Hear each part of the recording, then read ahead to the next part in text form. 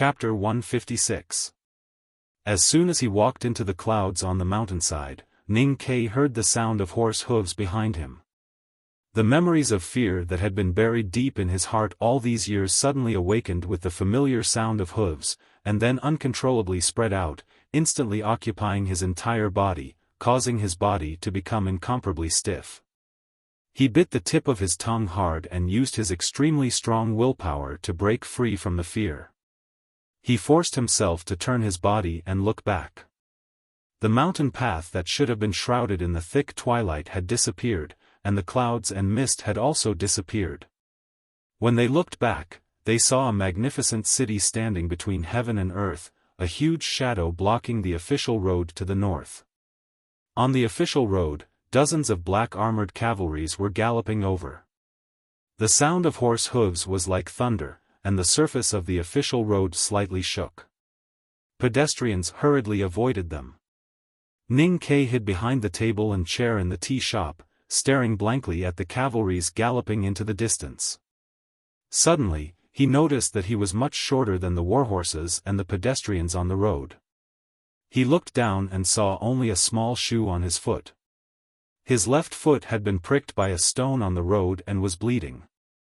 After leaving Chang'an, he followed the travelers all the way to the north. After being asked twice by those curious Tang citizens, he discovered the danger and quietly left the crowd one night.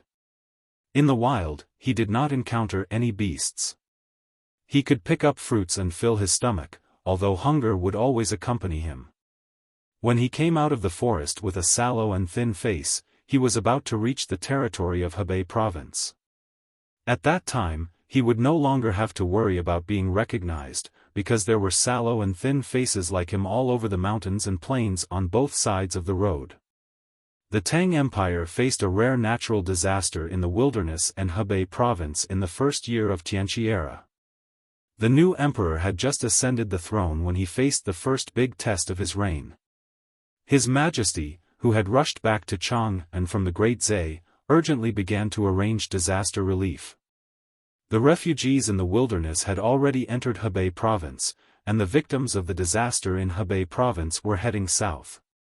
Those who were lucky enough to arrive first received relief from the imperial court, while those who were still within the borders of Hebei province and around the vast Min mountain faced a more severe test. Around the official road, the imperial officials and bailiffs were counting the number of refugees and distributing porridge. More and more refugees were migrating from the north to the south. To the people at that time, the north was the underworld of the human world, the most terrifying world. While everyone else was heading south, Ning Ke continued north and entered the territory of Hebei province. He trudged along the road at the foot of Min mountain.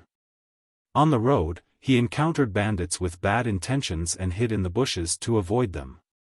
But in the bushes, he saw many cold corpses. In a forest where the bark was almost peeled clean, he was surrounded by a group of starving people who were as thin as sticks. Judging from their clothes, these starving people should be from the northern Yan kingdom. The Yan royal family was unable to help them, so these starving people naturally came to the Tang Empire. It's a pity that he's just a kid. He doesn't have much meat on him. The starving people looked at the little boy who was covered in mud. The leader's eyes were glowing with green light, which was very much like the wolf Ning Ke would be very familiar with in the future. However, this wolf was also very thin, and its fur was quite festering. "We don't have any strength left. Take off your clothes and jump into the pot." The leader of the starving people stuck his fingers into his mouth, as if he wanted to pull out a few shreds of meat. He looked at the little boy and said weakly, "Be careful when you jump in. Don't splash too much water out. These days, no one has extra strength to cut firewood and boil water." The 7 or 8 starving people around the little boy nodded slowly, like corpses that could barely move. Ning Ke looked at them and said, "You don't have any strength, but I do." The leader of the starving people laughed as if he was crying. He stretched out a withered finger and pointed at the little boy's face. He said, "If you still have strength, why don't you run away quickly?" Ning Ke did not say anything more. He took out the hatchet that he had carried all the way from behind his waist, and with all the strength he had accumulated by eating fruits, weeds, and a few handfuls of rice saved by kind-hearted people, he jumped up and fiercely waved the hatchet at the leader's nose. He was too young, too small, and too weak. Even if he jumped, he couldn't jump very high. However, the starving people in the forest had been starved for too many days and had long lost their strength. They could only watch helplessly as he swung the hatchet. With a puff, the little boy missed his target. The hatchet that had intended to cut off the leader's nose stabbed into his eye socket. Because of the hunger, the leader's eye socket was very clear. The scene of the hatchet cutting into the eye socket was very clear, and so was the sound. The rusty edge of the hatchet directly penetrated his eyeball and then went deep into his brain. The leader of the starving people fell straight like a piece of wood without making a sound. Ning Kai panted and walked forward. He stepped on the leader's neck with his little foot and pulled the hatchet out. As he moved, a greenish-yellow liquid flew into the air, but it was not blood. He stared at the shrunken eyeball hanging on the hatchet for a long time. Then he raised his head and looked at the starving people around like ghosts. He said, "If you want to eat people, eat yourselves. I won't let you." The fog around the mountainside behind the academy was getting thicker and thicker. The last trace of twilight in the outside world had been swallowed up. A strange cry of a night bird came from somewhere in the forest. It might be a crow, or it might be another bird. Ning Kai walked on the sloping mountain path. Every time he stepped on a stone step, his body would stiffen for a long time. He had been in the fog for a long time. He had walked more than 1,000 stone steps, but he did not know how far he was from the top of the mountain. If one looked closely, one could see that his eyes were a little empty and out of focus. It seemed that he was not looking at his feet, but at something farther away, at some time in the past. All the way to the north, along the Min Mountain and deep into the Hebei province, 9 out of 10 houses were empty. The fields had been completely occupied by the starving people from the wilderness and the north of Yan Kingdom. However, the drought had lasted for too long. Most of the starving people who traded their children for food had become corpses by the roadside or food in the stomachs of the beasts in the Min Mountain. Correspondingly, Ning Kai might encounter a lot less danger. On this day, the long-awaited rain fell from the sky. Some villagers crawled out of the cellars in the village and knelt in the rain, crying and kowtowing desperately to thank Haotian for her mercy. More people were so hungry that they had no strength to show any expression. In the heavy rain, Ning Kai sat under a small tree beside the mountain. He looked around in a daze and did not know where he should go. These days, many refugees had ventured into the vast Min Mountain. Although there were many beasts in the mountain, at least they could find food to fill their stomachs. However, he had never entered the mountain because he knew that he was too weak now. Although he could kill the exhausted starving people, he did not have the strength to kill the horrible beasts in the mountain. He took out some jerky from his arms and bit it. He tore off a few pieces of meat and then looked up to the sky to catch a few mouthfuls of rain. He chewed and swallowed it, but there was no expression of enjoyment on his face. After many days of suffering, the fair and tender little boy in the general's mansion became extremely dirty and thin. The little boy's lips were full of curled-up dry skin, and blood seeped out of his teeth from time to time when he chewed the meat. The rain gradually lightened. He checked the hatchet behind his waist, picked up the wooden stick beside him, and continued north along the road at the foot of the mountain. He wanted to make sure that he had time to escape into the Min Mountain. He knew that as the rain fell, the adults who came back to life and were healthier than before could become his enemies at any time. There were many corpses piled up on the side of the road in front of them. The skinny corpses had long rotted and were soaked in the rain, emitting a foul stench. A few similarly skinny wild dogs were squatting beside the corpses and eating. One of the wild dogs had its head tilted and was biting a bony arm that was exposed. It was forcefully dragging it backward, letting out a low growl from time to time. Another wild dog was squatting like a human, its two front paws resting on a skinny, rotten thigh as it gnawed on it. Hearing Ning Kei's footsteps, the few wild dogs stopped eating and raised their heads vigilantly. They stared at the little boy on the road and let out a low and terrifying whimper. Two wild dogs judged that the little boy's body shape could not pose any threat to them. They even gave up on the disgusting rotting corpses in front of them and began to approach Ning Quebec. Ning Kei used the wooden stick in his hand to stomp on the ground, and then took out the hatchet behind his waist. He lowered his body, revealing his slightly swollen and bleeding teeth, and fiercely barked at the two wild dogs. Probably because they smelled the stench of blood on the little boy's body and sensed that the other party possessed a level of danger that was different from his size, the few wild dogs retreated with a squeak and scattered around the pile of corpses, no longer eating. They were prepared to continue after he left. The rotting corpses beside the road and the domestic dogs that were supposed to guard the house had become wild dogs that hunted for rotting corpses. Ning Kei had seen many such scenes along the way and had long become numb to it. He did not feel anything at all, so he decided to leave immediately.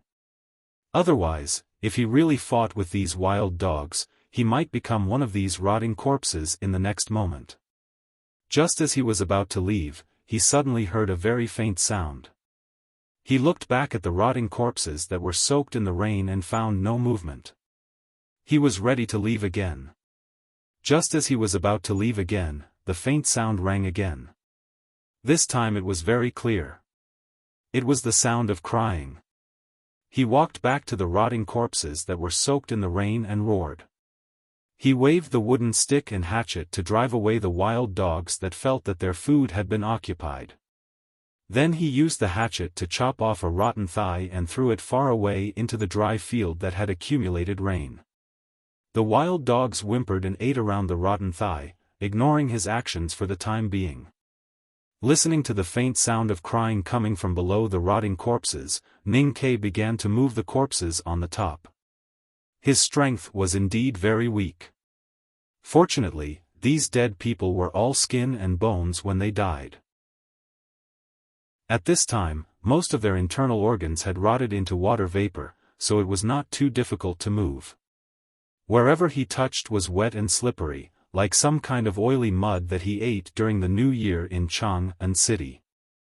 Ning Kei shook off the rotten flesh on his hand and continued to move. At last, he finally saw the owner of the faint cry. There was a body lying in the field with its back bent. The body was wearing the clothes of a servant. After flipping the body over, they saw the little baby soaked in the rainwater and corpse fluid. The little baby's face was pale, her lips were black and blue, her eyes were tightly closed, and her breath was very weak. It was hard to imagine how she survived and how she could make such a cry just now. Ning Kei wiped the rotten flesh on his hand on his pants and then carefully picked up the baby. After a long silence, he looked at her and said, "You cried because you don't want me to leave, right?" He jumped off the rotting corpses with the baby in his arms and walked away along the road. The wild dogs that had been staring at him for a long time with green light in their eyes, seeing that he had finally left, let out a happy whimper and ran back to the rotting corpses. After a while, there was a sound of cooing. Without a sound, the heavy rain began to fall again. Ning Kei glanced at Min Mountain in the distance and looked down at the pale baby. He thought that if he let her stay in the rain for a while longer, she might not be able to cry anymore. He wanted to find something to shelter himself from the rain, and then he saw a black umbrella by the side of the road. The black umbrella was big, old, and dirty. The mountain road was still foggy. Ning Kei lowered his head slightly and stood between the steep stone steps, unable to move for a long time. With a swoosh, an arrow accurately hit a gray rabbit. Ning Kei walked forward like lightning and happily picked up the gray rabbit. He twisted his hands and broke the rabbit's neck neatly. Then he threw it into the bag behind him. The bag behind the lad was heavy. It seemed that there was a lot of game in it. Crouching at the foot of the tree and smelling it, he plucked the vines behind it, and climbed up the cliff by a steep path. In the meadow near the spring, he saw with satisfaction the best he had done in the last 3 days. A rock goat was lying on the ground, crying out in pain. 2 young goats were looking at it helplessly, using their heads to poke its nose from time to time. No one knew if they were trying to give it some strength and confidence, or if they were trying to comfort its dying kin. Ning Kai quietly walked forward and picked up the end of a rope in the grass. With a sudden pull, the beast-catching rope hidden in the grass was suddenly tightened. The 2 lambs screamed and fell down heavily, their hooves tightly tied together. The big rock goat whose hind legs were caught in the animal trap struggled desperately. It looked at the lambs whose hooves were tied and cried out anxiously. "You're lucky. At least someone is worried about you." Ning Kai walked to the animal trap and looked at the 2 lambs in the grass. He shook his head and pulled out a knife from his waist and pierced the big rock goat's neck.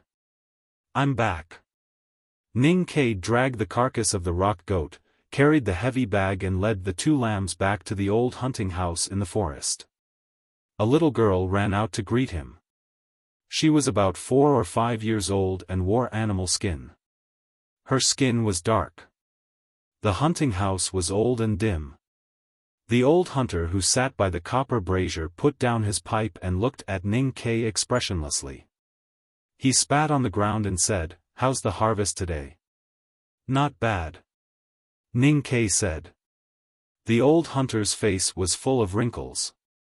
One could never hope to see any kindness on his face. All one could see was greed and coldness. "Let's eat." The old hunter grabbed a piece of meat and ate it. He felt that the taste was not right and scolded, "This damn girl. I told you to put less salt. Salt is so expensive. Who gives you money? You wastrel. You only know how to eat and use my things. After I raise you for another 2 years, I'll sell you to the brothel for money." The little girl lowered her head and her eyes were full of fear.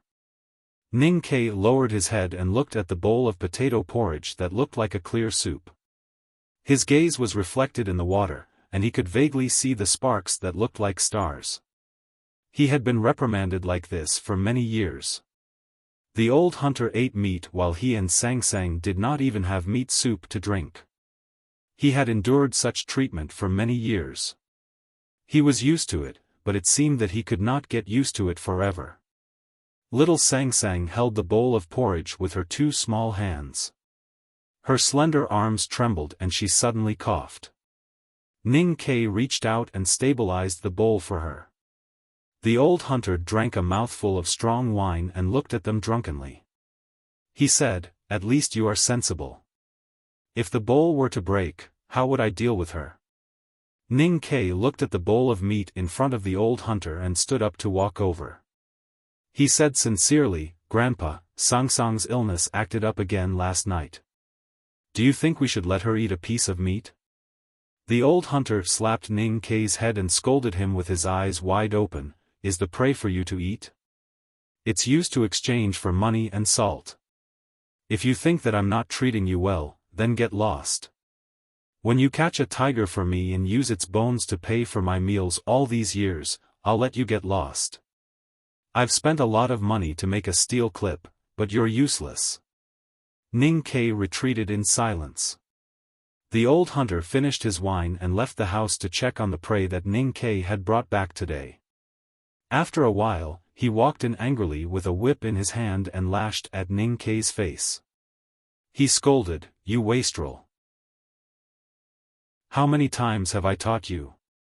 Drag all the fellows back for me to slaughter. Who asked you to slaughter them outside?" Ning Kai's face was covered in blood, but he did not dodge. He knew that there was no point in dodging. He lowered his head and explained, "That rock goat is too heavy. If I don't kill it first, I won't be able to drag it back. Furthermore, I'm very careful with my attacks. It shouldn't be a problem to skin it. What's the use of you if you can't drag it back?" The old hunter lashed at him angrily and roared, "You only care about the skin. You've forgotten that blood can be sold for money too. You bastard! Bastard!" The old hunter walked out of the hunting house angrily. Ning Kai looked at Sang Sang, who was hugging the bowl of porridge with her head lowered. He wiped the blood off his face and looked at her with a smile. "That's a good girl. Don't try to block the whip for me in the future. Otherwise, that old thing will whip even harder." Sang Sang hugged the big bowl of porridge and nodded her head vigorously. "Damn girl. Hurry up and boil the bathwater." The old hunter's angry and resentful voice could be heard from outside the house. No one knew where his anger and resentment came from. Sang Sang raised her head and looked at Ning Kai nervously. Ning Kai was secretly eating the meat that the old hunter had forgotten to hide. After a moment of silence, he nodded his head. Inside and outside the vast Min Mountain were two different worlds. The world outside the mountain had been in the Tang Empire for the 5th year of the Tianqi era. For the people living in the mountain, life was just a monotonous repetition. For the old hunter who took in Ning Kai and Sang Sang, this monotonous repetition finally had some entertainment, such as whipping and cursing or something else. This year, Ning Kai was 10 years old and was already a teenager. This year, Sang Sang was 5 years old. Sang Sang poured hot water into the bucket. The steam rose up. The old hunter, who was naked in the wooden bucket, looked at her and scolded, "Damn girl, you're black and dirty. Hurry up and wash yourself." Sang Sang nodded and walked out of the door.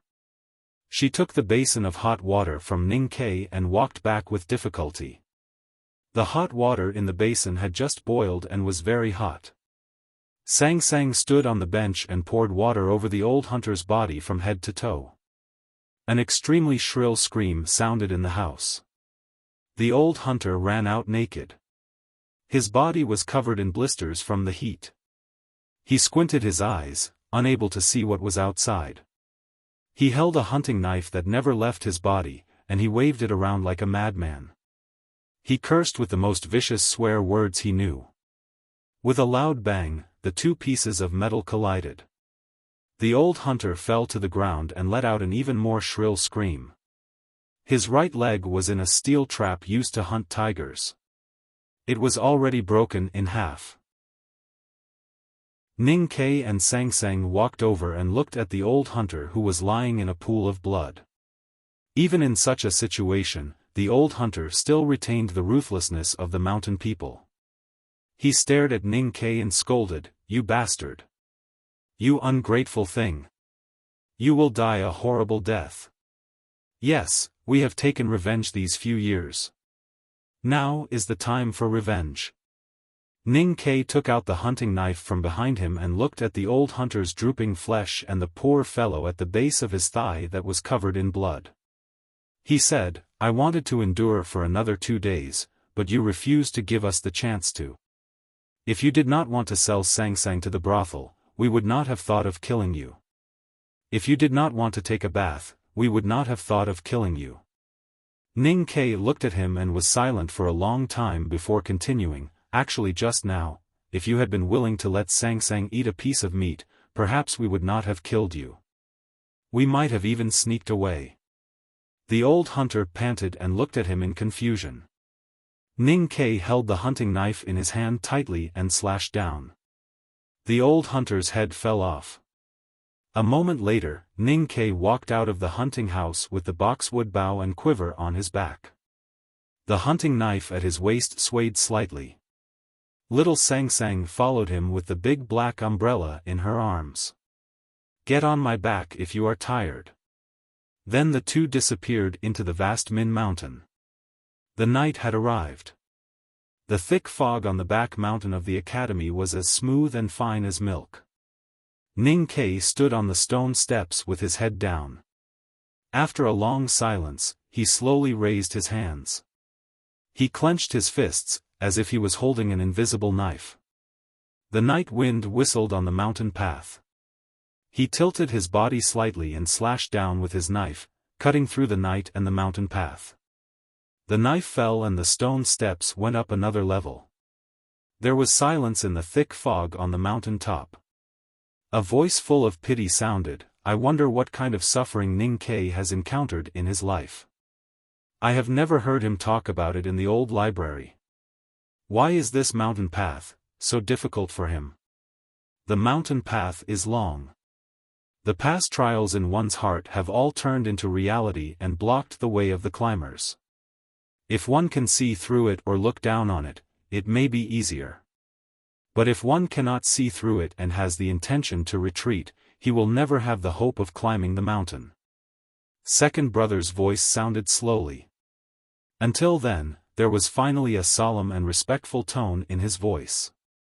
"The two people who climbed the mountain today are very interesting, especially Ning Quebec. Although he doesn't know what those memories and pain in the depths of his heart are, he is not willing to forget them at all. He doesn't have the slightest regret and even thinks it is unnecessary to see through them.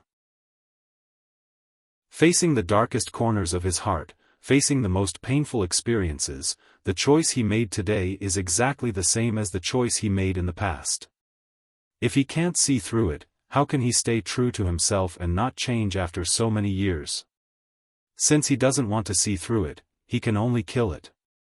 He wants to kill his way through this mountain path. For me personally, this chapter is very satisfying. It is about a murder case caused by a piece of meat. I have finally written it.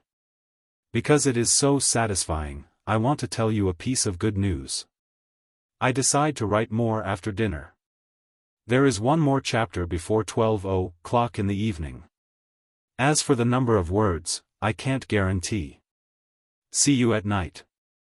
To be continued.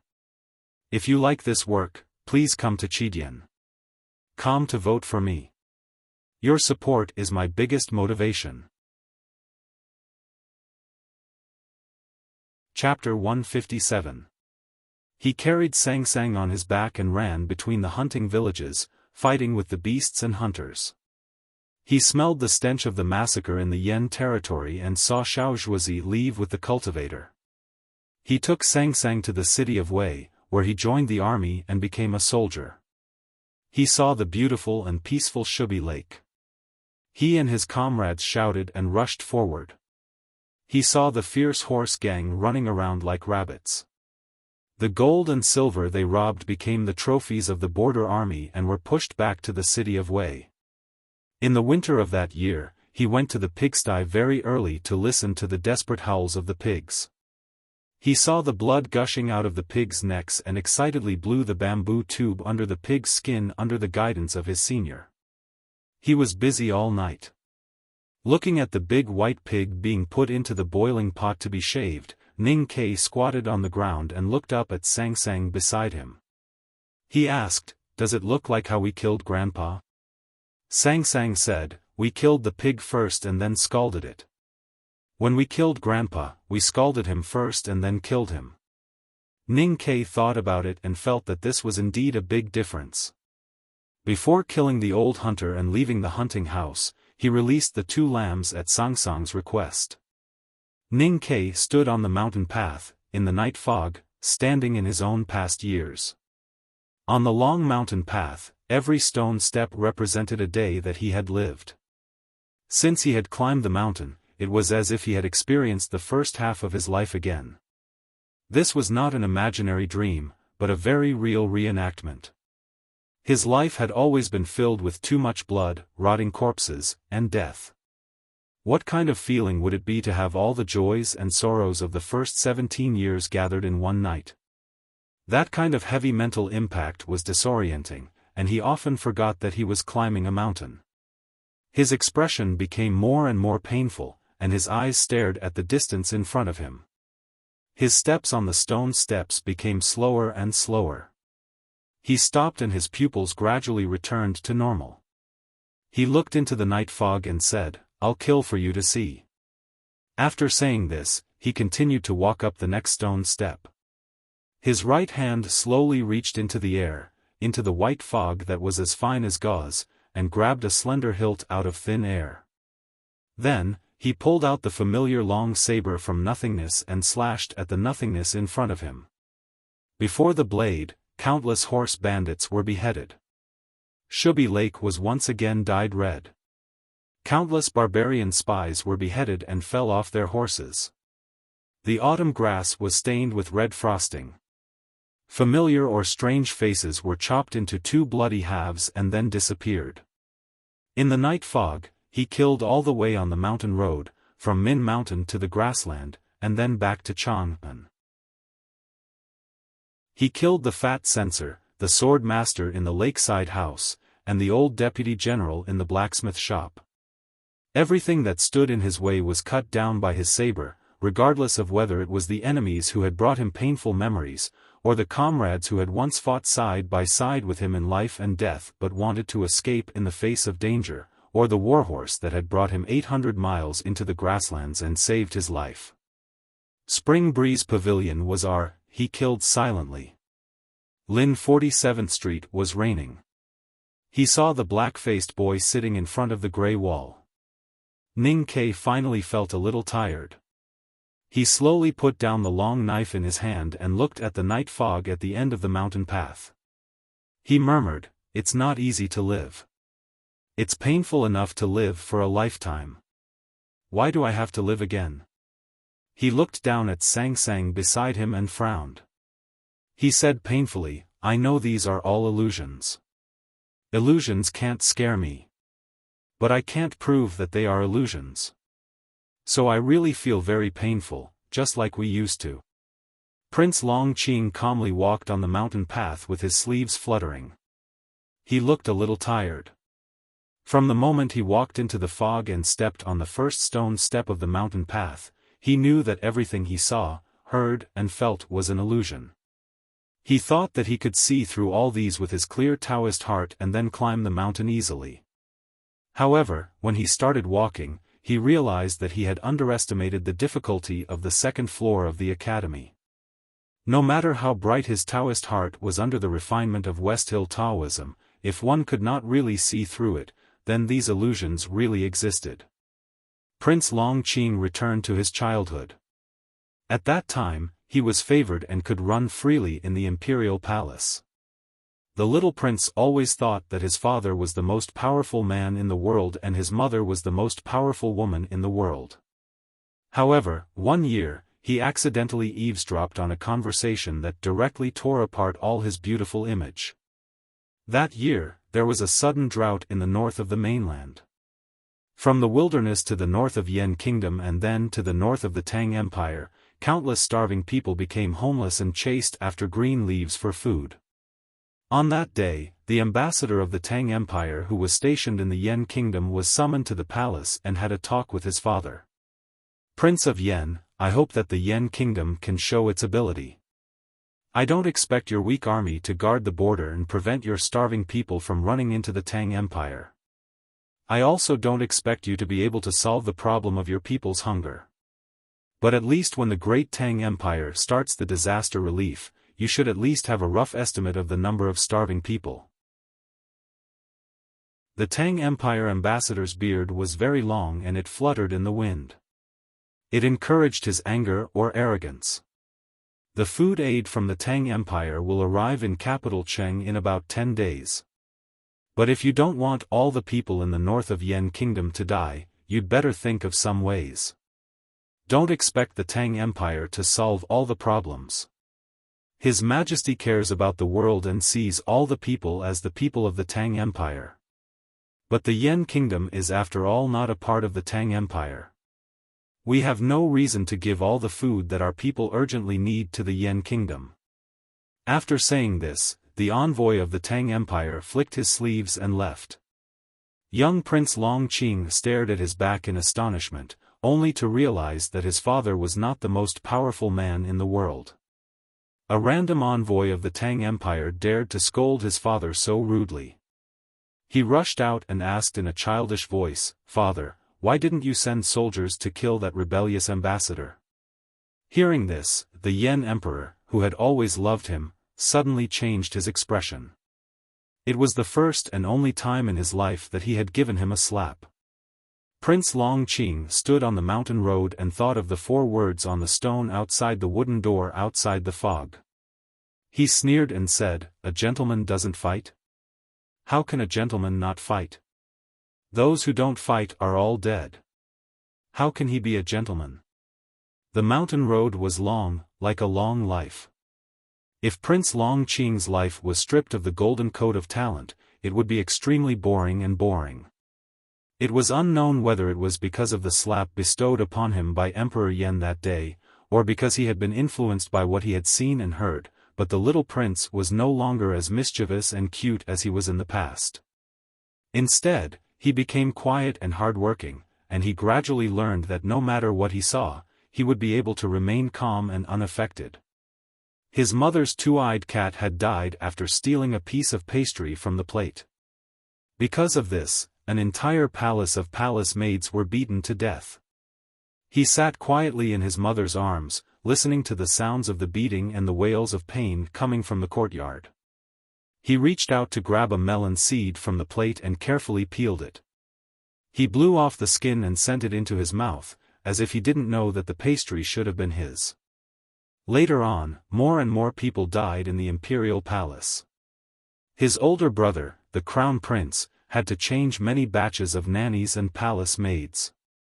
He also didn't know how many of the lazy cats in the imperial palace died. His servant girl was killed, and other people's servant girl was killed by his mother. None of these things could cause his emotions to fluctuate, as if they had nothing to do with him. One day, Prince Longqing began to show his talent in cultivation and was regarded as a treasure by the West Hill Divine Palace's priest stationed in capital Cheng.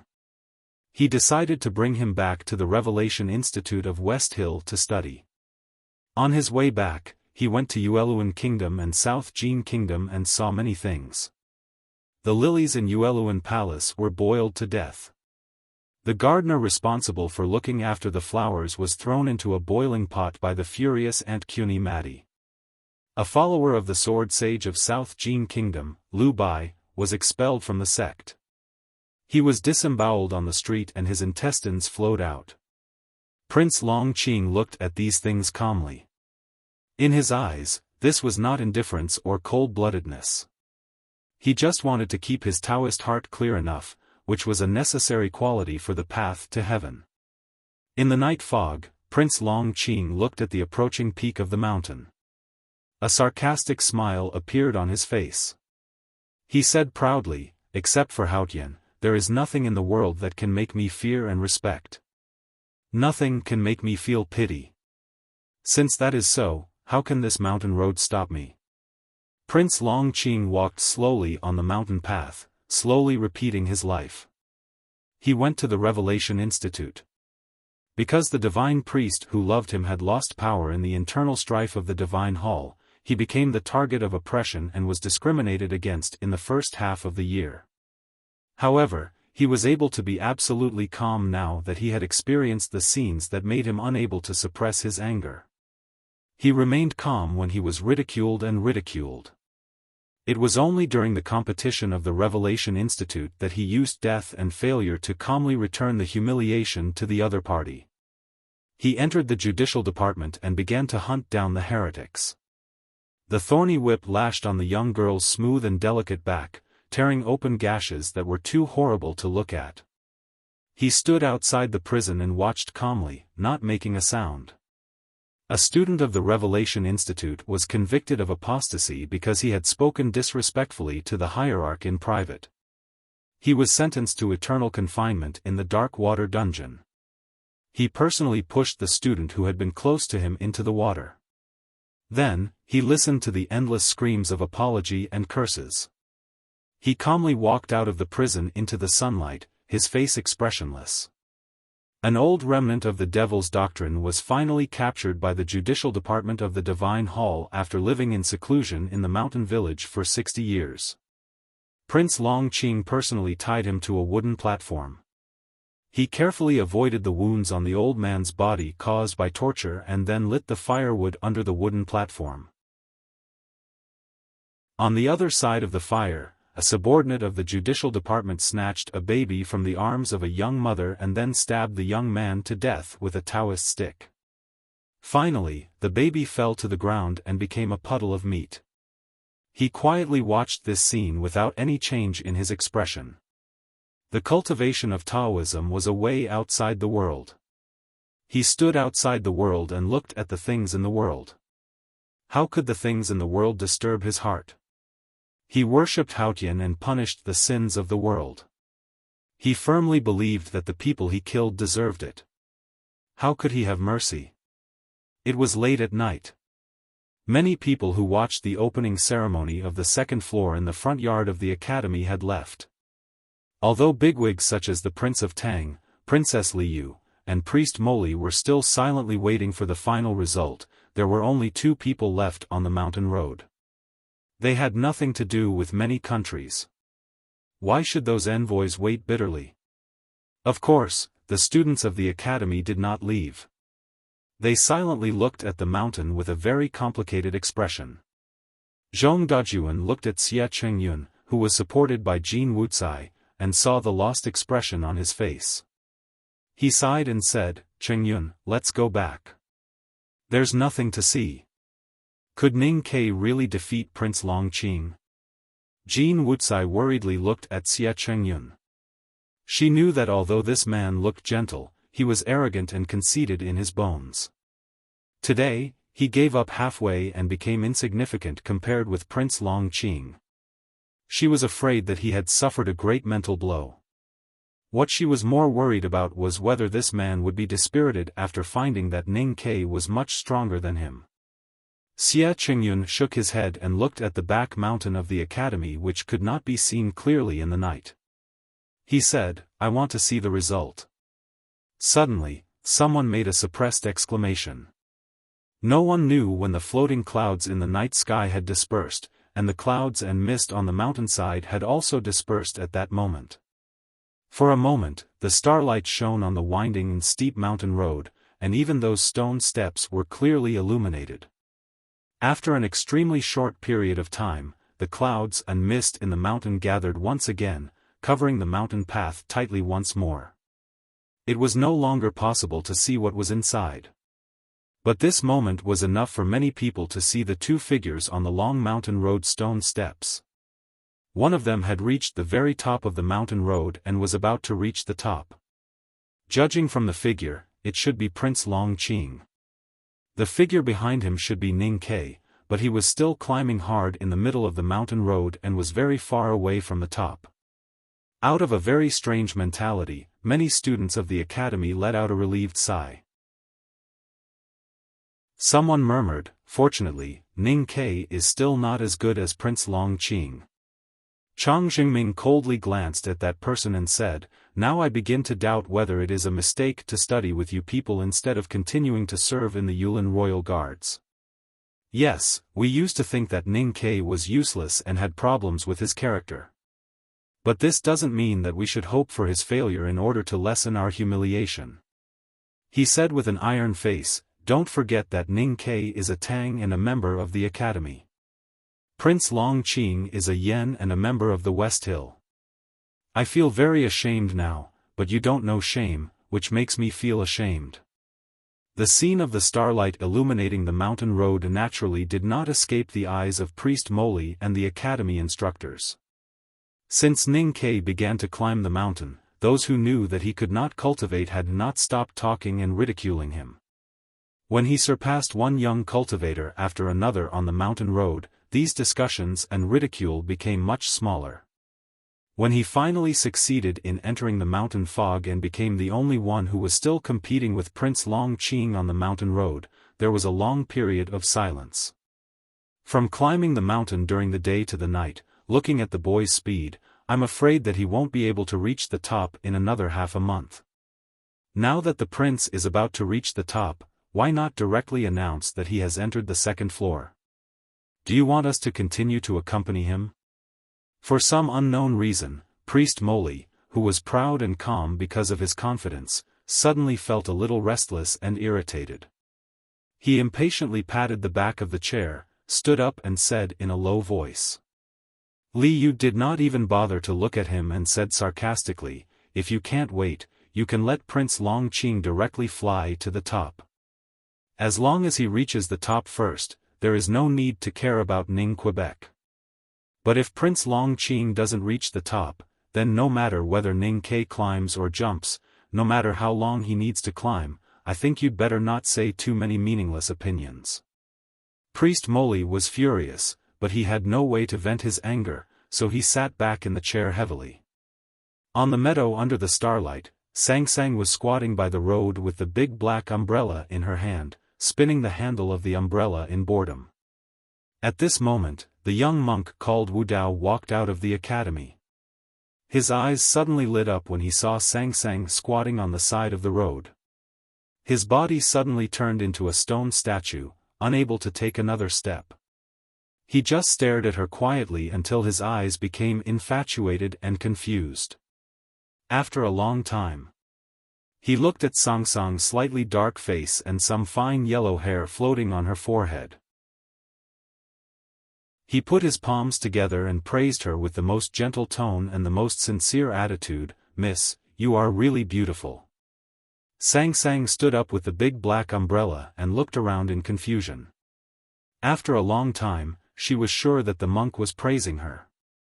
She could not help raising her eyebrows and squinting her willowy eyes. She stared at him and said seriously, "Don't scold me." Wu Dao smiled and put his palms together.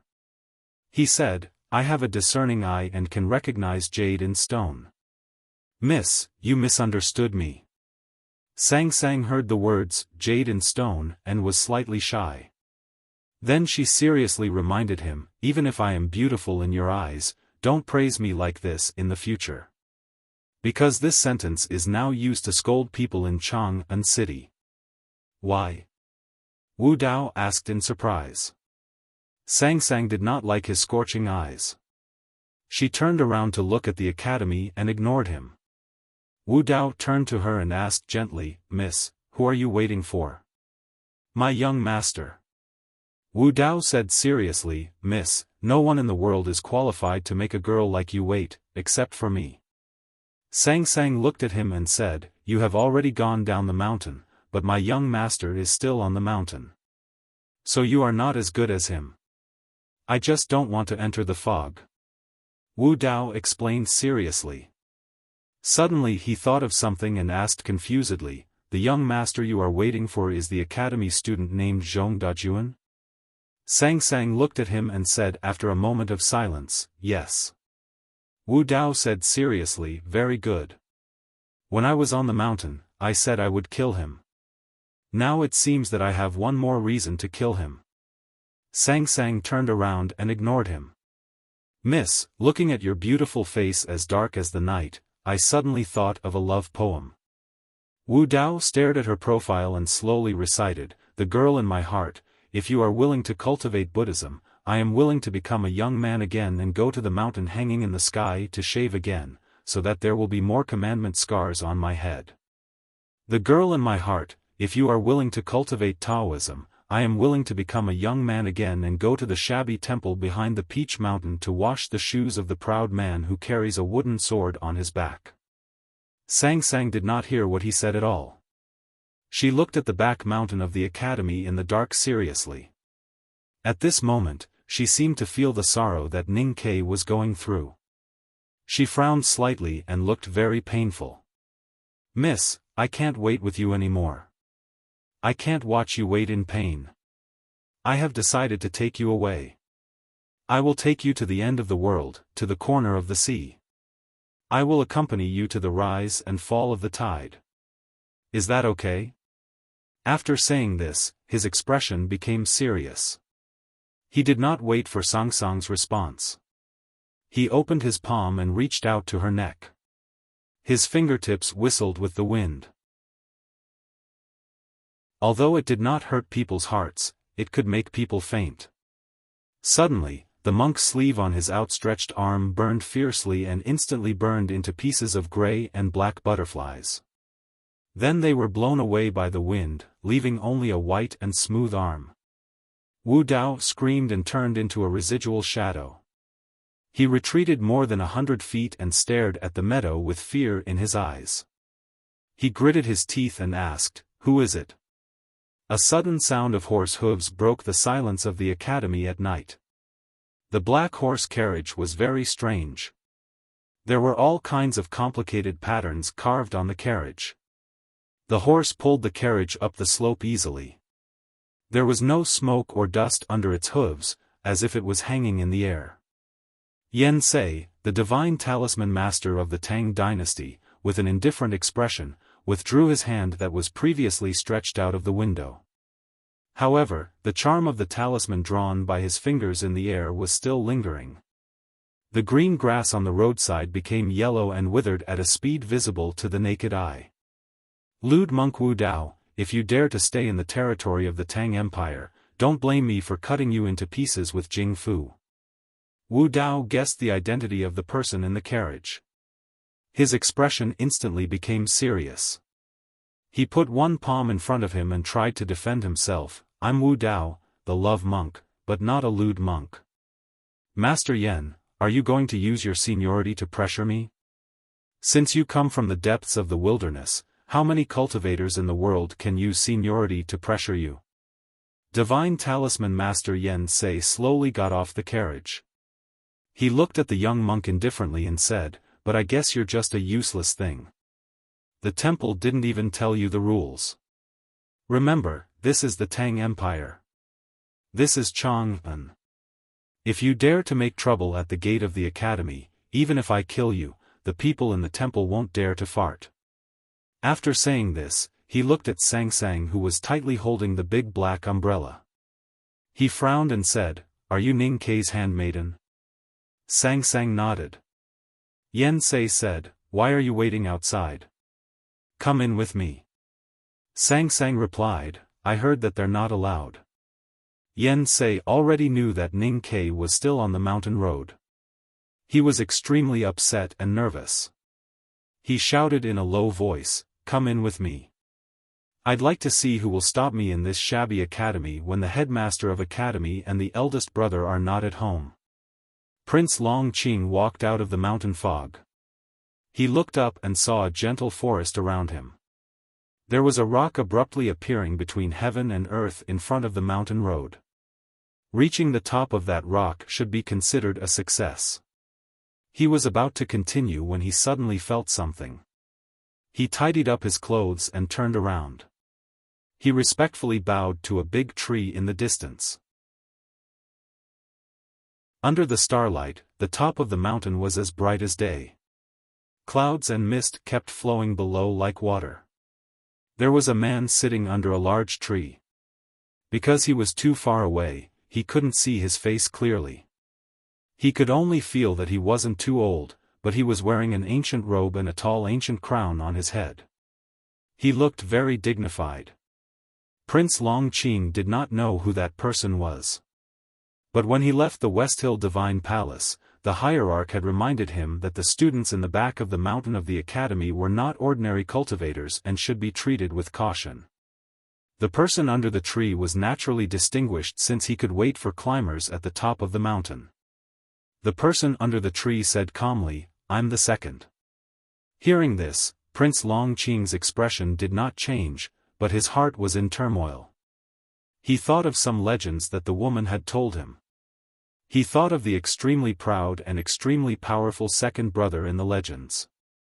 He respectfully bowed again, but this time it was a little lower than before. "You're very good."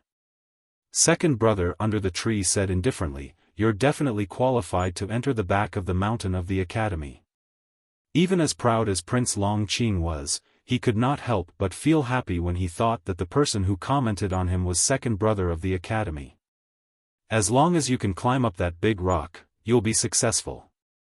But there's still one of your peers in the fog. You can climb by yourself first or wait for him. It seems unfair to let you wait for him. But I can tell you that this big rock is very difficult to climb. It's more difficult than the mountain path you've walked.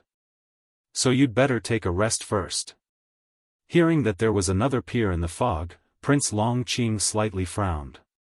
In his calculation, there should be no one who could persist to the top of the mountain today except for the monk. Those mediocre people could not even step on the fog path. Since it was inconvenient for the monk to enter the fog because of his identity, then who could actually keep up with his pace? Second brother under the tree said indifferently, "The choice is in your hands. You can climb first." After a moment of silence, Prince Longqing respectfully bowed again and then sat down cross-legged to show his attitude. On the mountain path in the fog, Ning Ke looked at Zhuo'er, who was sitting under the grey wall with his chest rising and falling slightly. He looked at his pale face and the aura of death in his eyes. After a long silence, Ning Ke said, "I can chop you, but why should I? We're brothers in this world. You're already dead. Why should you stand in my way? I'll go up and settle the rest of your things." Zhuo'er leaned against the grey wall and looked at Ning Ke with a bleak smile. His chest rose and fell more violently and he made a sound between his lips. "Fake, these are all fake. What do I need to prove that these are fake?" Ning Ke lowered his head and stood on the mountain path. He stood in the night fog and in the spring rain on Lin 47th Street. Suddenly, he raised his head and asked, "Where's Sang Sang?" Sang Sang stood beside him and looked up at him with her dark face. She asked, "Young master, what's the matter?" Ning Ke looked ahead and said, "Sang Sang, take out all the silver in the house. We'll find a good grave for Darky and make him a Nanmu coffin. He'll die in peace." Sang Sang said, "Okay, but young master, Master Darky is already dead. There's no way he can die in peace." Ning Ke said, "Anyway, he's alive again. Why not die again?" After saying this, he walked to the grey wall, raised his sword, and swung it down. He cut off Zal's head, cut off the rain-soaked grey wall, and cut off all the illusions, revealing the steep mountain path leading to the top of the mountain. Then he looked around and found that Sang Sang was no longer there. "I've said that these are all illusions. They can't scare me." Ning Ke looked at the real mountain path in front of him and said to the end of the night fog, as if to explain to them, "In my imagination, the Sang Sang in my memory is a perfect little handmaiden. But the real Sang Sang is definitely not like that. You can stimulate my own brain to create an environment of illusion, but you don't know that what is stored in my brain is not all real." A puzzled voice came from the fog. "Although I don't know what you were thinking just now, how can you tell that it's not Sang Sang?" "Because the real Sang Sang is kind, but she would never spend all the silver in the house for a dead man. Zhuo'er can't, she can't, and even I can't." Ning Ke smiled and lifted his sleeve to wipe the blood dripping down from the corner of his mouth. Then he walked up the mountain. The mountain top was shrouded in silver light. There were trees here and there, all of which were cold-resistant coniferous trees. They were not Chen Pipi's favorite jujube trees. Prince Longqing sat on the grass to regulate his breath and cultivate his psyche, his eyes tightly closed. A very small voice came from behind the green tree in the distance. "Senior brother, thank you." Second brother sat cross-legged in front of the green tree. His eyes were tranquil and his expression was solemn. He said indifferently, "This kind of harmless back door can be opened occasionally. Besides, Longqing is one step ahead of Ning Quebec. It's fair to let him wait for a while. As the famous saying of the Academy, rules depend on who has the strongest fist." Since it was the examination of the second floor of the Academy, the so-called fairness was actually just someone's own opinion. Prince Longqing went up the mountain earlier than Ning Ke, but he waited for a much longer time at the top of the mountain. The stars in the night sky gradually moved. Time passed by. After a long time, the thick fog under the mountain path flowed. Prince Longqing opened his eyes and looked down. As the night fog dispersed, Ning Ke, in ragged clothes, slowly walked out along the mountain path. His face was blue and purple, like a beggar who had been chased down the mountain by a fierce dog many times. He looked extremely embarrassed. Prince Longqing looked at his face and remembered who he was. He slowly stood up and slightly clenched his right hand in his sleeve. Ning Ke took out the pastry wrapped in a handkerchief from his arms. He stuffed it into his mouth to replenish his strength while walking to the top of the mountain. He did not forget to greet the person under the green tree. "Sorry, I'm late." Then he saw Prince Longqing and said with surprise, "Great, you're still here." Ning Ke handed the pastry to him and asked, "Do you want one?" Prince Longqing looked at the strangely crushed pastry in the handkerchief and did not know what to say. This chapter has 8,000 words. I'm really crazy. Even if it exceeds the time, I believe no one will care. Tomorrow will definitely not be like today. After reading this chapter, it will be a new day. If you have recommendation votes, please vote. Put your palms together and laugh. To be continued. If you like this work, please come to Chidian.com to vote for me. Your support is my biggest motivation.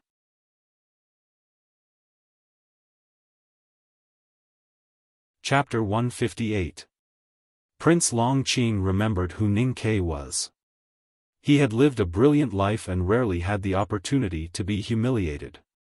But last time in the Victory House, the academy student in front of him and his little handmaiden had humiliated him twice in a row. At least in his eyes, it was a humiliation, so he could not forget them. Because of his disgust, he asked his subordinates to investigate Ning Quebec. However, the result of the investigation disappointed him. This student from the academy was indeed a useless person who only knew how to talk. He could not cultivate and could not be his opponent. Since he was not qualified to be his opponent, he thought that there was no need to remember such a person. Before going up the stairs today, Prince Longqing had imagined what kind of competitors he might meet. For example, the young monk who obviously came from the unknown place, or the young swordsman from the South Jin Kingdom. He even thought that the academy might have hidden a backup, but he never thought that the person who broke out of the fog behind him was Ning Quebec. He looked at Ning Ke's face silently and smiled mysteriously. Ning Ke saw that he had no intention to eat the pastries, so he took back his hand and said with a smile, "Don't be too surprised, it's not an illusion." At this moment, 2 pieces of emerald green bamboo floated slowly under the starlight and floated in front of them as if they were alive. The voice of the academy's second brother sounded again from under the tree. "The hard stone at the end of the mountain path is the top of the mountain. Whoever climbs up first can enter the second floor of the academy. But I have to remind you that the short stone steps are more difficult than all the tests you have experienced before. If you force yourself, it is very likely to cause irreversible damage to your body and spirit. Hold the 2 pieces of green bamboo in your hands. If you feel that you can't hold it, you can pinch it." Prince Longqing and Ning Ke bowed to the tree and reached out to take the green bamboo pieces from the air. Then they walked forward. They walked side by side. Prince Longqing did not show any expression on his face and did not speed up his pace. He let Ning Ke walk beside him while chewing the pastries, which meant that he admitted that he was qualified to walk side by side with him. "Actually, I envy you very much." Ning Ke looked at the prince's perfect side profile and wiped the pastry crumbs on his hand onto his clothes. He shrugged and said, "You are born into a good family, have good talent, and have a good life. You also have a partner that everyone envies.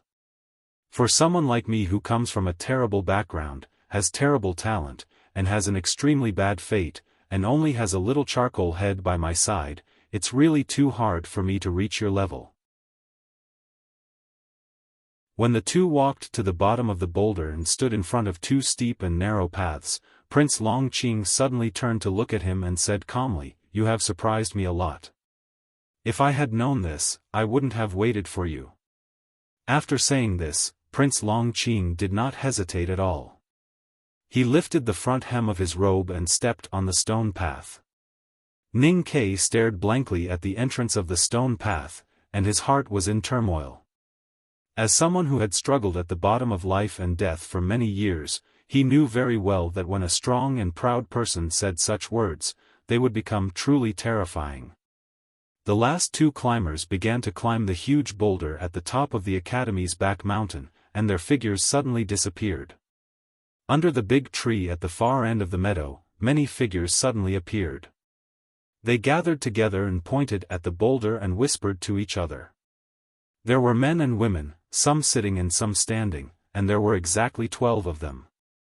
Some carried a 3-stringed zither on their backs, some had a chessboard under their armpits, some had an ancient flute placed in front of their knees, and some held a tightly wound embroidered cloth frame in one hand and a thin needle in the other. There was also a strong man standing behind a tree with a heavy iron hammer in his hand. When the others were discussing, the strong man was staring at the strange and tall ancient crown on second brother's head. His eyes were filled with eagerness to have a try. Chen Pipi walked out from behind the tree and was shocked by the strong man's eyes. He hurriedly stopped him and said, "Sixth brother, if you really hit him with the hammer, second brother's hat may be flattened, but your head is also very likely to be flattened." Second brother, who was sitting cross-legged under the tree, snorted coldly and slowly turned his head. Sixth brother put the iron hammer behind his back as fast as he could, and explained with a simple and honest smile, "Senior brother, you know, I feel itchy if I don't forge iron for a day. I can't stand it anymore after looking at it for a whole day. When I see the hat on your head, it's like seeing the iron ingot by the stove, and I always want to hammer it." This explanation was truly inexplicable and absurd to the extreme. However, second brother nodded, indicating that he accepted this explanation. He waved his hand and indifferently said, "We'll see the result soon." The female professor of the academy, Yu Lian, was also at the top of the mountain. She seemed to deliberately keep a distance from the other 11 people, and stood in a flower bed far behind the tree, quietly watching the discussion of her peers with a smile. The man with an ancient flute on his knee looked at the seemingly shaky giant stone on the cliff edge, but in fact, it had never trembled after thousands of years of wind and rain. He sighed with emotion and said, "Today, Prince Longqing is still the most powerful. The number 2 figure of the judicial department of the West Hill Divine Palace is really not to be underestimated. If nothing goes wrong, he may be our youngest brother." Hearing the words, "Judicial Department of the West Hill Divine Palace," everyone under the tree looked at Chen Pipi. Chen Pipi's chubby face showed a rare embarrassed expression. He waved his hand and explained, "I have never been to the Divine Hall. When I met Yi Hongyu, she had just entered the Judicial Department. But in my opinion, she must be much more powerful than Longqing. The Tao addict, one of the 3 addicts in the world, is naturally extraordinary." Senior sister embroidery said with a smile. Second brother said with a serious expression, "All the famous sects have extraordinary resources. Although their methods are nothing in our eyes, and they are like dust compared to the academy, they are enough to travel in the world." Everyone under the tree praised and agreed with him. But in their hearts, they were thinking that if it was eldest brother sitting under the tree today, he would definitely not make such a proud and narcissistic comment, and would only honestly comment on the merits and demerits of the West Hill Taoism. "I didn't expect that the one who could catch up with Prince Longqing and take the final exam with him would be Ning Quebec." Everyone under the tree looked at Chen Pipi again. Chen Pipi sighed helplessly and said, "Senior brothers and senior sisters, why are you looking at me again?" Senior sister embroidery said with a smile, "Isn't he your friend?" Chen Pipi touched his head and said confusedly, "I didn't expect that Ning Ke could walk to the top of the mountain. Based on my understanding of him, this guy can really bear hardships. His muscles and bones have been polished like a pervert, and he can really cultivate without eating. So the mountain road at the beginning should not have been able to stop him. Moreover, he has read books in the old library for a year, so it is possible for him to pass the wooden door. But even the mountain fog could not stop him. Even I feel that it is really inexplicable. Someone asked, what state is he in now? Chen Pipi answered, the no doubt state. There was a light exclamation under the tree. The person who asked the question said unbelievably, Prince Long Qing is already in the upper see-through state, and only one step away from the knowing destiny state. It is not surprising that he could walk to the bottom of the stone. But that guy is only in the no doubt state. How did he come up? Second brother glanced at that person and reprimanded him in a low voice, nonsense. Of course he walked up. In fact, this sentence was really nonsense. But he was second brother. When the headmaster of the academy and eldest brother traveled to other countries, he was respected in the back of the mountain of the academy. Naturally, none of the younger brothers and sisters under the tree dared to point out this point bravely. Second brother slightly raised his eyebrows and unhappily reprimanded, you have followed the teacher for so many years, but you still can't understand this kind of thing. How can there be a completely definite rule in the world? If all the rules are predestined, then why do we still cultivate and seek for it? If all the rules can't be changed, then why do we still eat and drink? Why not jump down from the other side of the cliff? Everyone under the tree suddenly felt a sense of awe. They knew that senior brother was formally teaching them, so they listened attentively. Although Ning Ke is only in the no doubt state, who told you that no doubt state can't reach the top of the mountain? If only people like Long Qing who have entered the upper see-through state and only one step away from the knowing destiny state can reach the top of the mountain and enter the second floor, then why do we need to take the test? Second brother indifferently said, no doubt state can't climb the mountain. I have told you before that eldest senior brother stayed below the no doubt state for 17 years. He went up and down the mountain countless times. When did he roll down halfway? Someone hesitated and said, senior brother, although what you said is right, isn't it too flattering to compare Ning Ke with eldest brother? Second brother looked at the giant stone on the cliff and indifferently said, if Ning Ke can succeed today, then he will be the second guy who can finish the whole journey of the back of the mountain under the no doubt state after eldest brother. Hearing this, there was silence around the big green tree on the top of the mountain. Only Chen Pipi's unreconciled words could be vaguely heard, eldest brother hasn't entered the no doubt state, but Ning Ke entered the no doubt state 3 months ago. This is a big difference. In fact, it is not bad to let Ning Ke be the youngest brother. Senior sister Embroidery looked at Chen Pipi's chubby face like a big white steamed bun and said with a smile, although the feeling is not as good as Pipi's, he has dimples on his face and is really cute. Chen Pipi subconsciously shivered and hurriedly retreated behind second brother. He poked his head out and shouted, seventh sister, don't be too optimistic. This last test is not so easy to pass. I bet that Long Qing will climb up first. Senior sister Embroidery smiled and exposed his real thoughts, if Long Qing really climbs up first, won't you be disappointed and cry? Chen Pipi chuckled. On the long mountain road, we first tested the willpower, then the power of comprehension, and the state. Then we tested the heart in the fog. Finally, we tested the stubborn rock. It's just a choice. It won't be too difficult for Long Qing or Ning Quebec, second brother slowly said, because it is not difficult, it is a test of decisiveness after all. Long Qing has been soaking in the dirty water of the judicial department of the Divine Hall for many years, and he can kill women and children without changing his expression. Maybe he can make a choice faster. A gust of mountain wind blew, and the top of the big green tree rustled, the long grass gradually fell down, and the silver night clouds at the foot of the cliff were disturbed. Yu Lian, who was standing on the cliff in the distance, looked back at the sea of clouds and slightly frowned. Under the big green tree, second brother suddenly stood up, and his expression suddenly became extremely serious. He quietly looked at the giant stone on the cliff, and after a long silence, he murmured, "What a strong Haran sword style. Did the teacher change the last test? Why is it you again?" You've already died twice and come back to life twice. Are you going to die a third time? I really don't understand why you always jump out of my mind.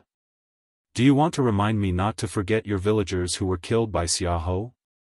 Or do you want to remind me not to forget how miserable your death was? Don't worry, I really haven't forgotten those things you left behind. But how can Xiaofan be so easy to kill? Hurry up and make way, I have to run faster than Prince Longqing. When I enter the second floor of the academy and become the headmaster's favorite student, I will learn the most magical skills in the back of the mountain of the academy. You only need to send me a dream and I will kill whoever you want me to kill. Be good, hurry up and make way. Don't make way. You want to practice the knife skills for me, right? Then can you do it another time? Ning Ke said as he walked to the grey wall in the rain. Looking at the dying friend under the wall with a strange smile on his face, he sighed helplessly, grabbed a knife from nothingness, and directly cut him and the wall into nothingness. Look, it's still the same trick. The people in the back of the mountain of the academy are also like this. Can't they do something new? He did not put the knife back into the sheath, but carried the long-handled padao on his shoulder and walked to the top of the giant stone. Anyway, he might continue to cut people later, such as his father and mother whom he had not seen for a long time, even in his dreams for a long time, or even that girl Sang. Anyway, he had now confirmed that these were all fake, so there was no psychological barrier. Suddenly, his footsteps stopped. He looked at the two expressionless faces in front of him and said expressionlessly, "You finally came." Prince Longqing was very afraid. Facing this kind of fear, he did not know how to choose. His most beloved woman had fallen under a cluster of flowering trees. Her eyes that were dripping with tears of blood were not looking at her most beloved begonia flowers, but staring at him in a daze. But he could not look at her, he had to look at her. Previously on the mountain path, he had thought proudly that there was no one or anything in this world that could make him feel afraid except for Haotian. However, at this moment, looking at the woman in front of him who was bathed in holy divine light, and looking at the bright red fluffy clothes beside her, he knew that he could not erase the fear he had for this woman from the bottom of his heart. The whole world was filled with holy divine light, and it was unusually bright. It was so bright that the woman's face could not be seen clearly. Only her fluffy red dress could be seen, and only her fluffy red sleeves could be seen, and only the bright red flowers on her temples could be seen. The woman was dressed in a red dress, very bright and cute, but also very scary. She smiled and said, "Longqing, I heard that you want to enter the second floor of the academy. Do you think that you can defeat me if you enter the second floor of the academy?" Prince Longqing bowed respectfully and said, "I don't dare." More bloody tears flowed from the eyes of the flower addict Lu Qinjia, who was lying in the flowers behind him. "You really don't dare?" The woman who was bathed in divine light repeated indifferently. Prince Longqing slowly raised his head and looked directly at the pair of gem-like eyes in divine light. He was silent for a long time. Just as he was about to make the bravest decision in his life, he saw a silhouette. That silhouette belonged to a man. That man stood silently behind the woman, as if he would not speak for tens of thousands of years. Divine light swept past his cheeks, and a gem-like wind blew, as if Haotian was silently praising him. Prince Longqing stared at the wooden sword on the man's shoulder, and his body trembled uncontrollably. He made his decision without hesitation. He turned around and walked to the flower tree. He pulled out the sword from his waist and slowly stabbed it into the chest of his beloved woman. When the sword entered her chest inch by inch, Lu Qinjia quietly looked at her beloved man, as if she did not feel the slightest pain. Bloody tears no longer flowed from her eyes, and there was no resentment or hatred in her eyes.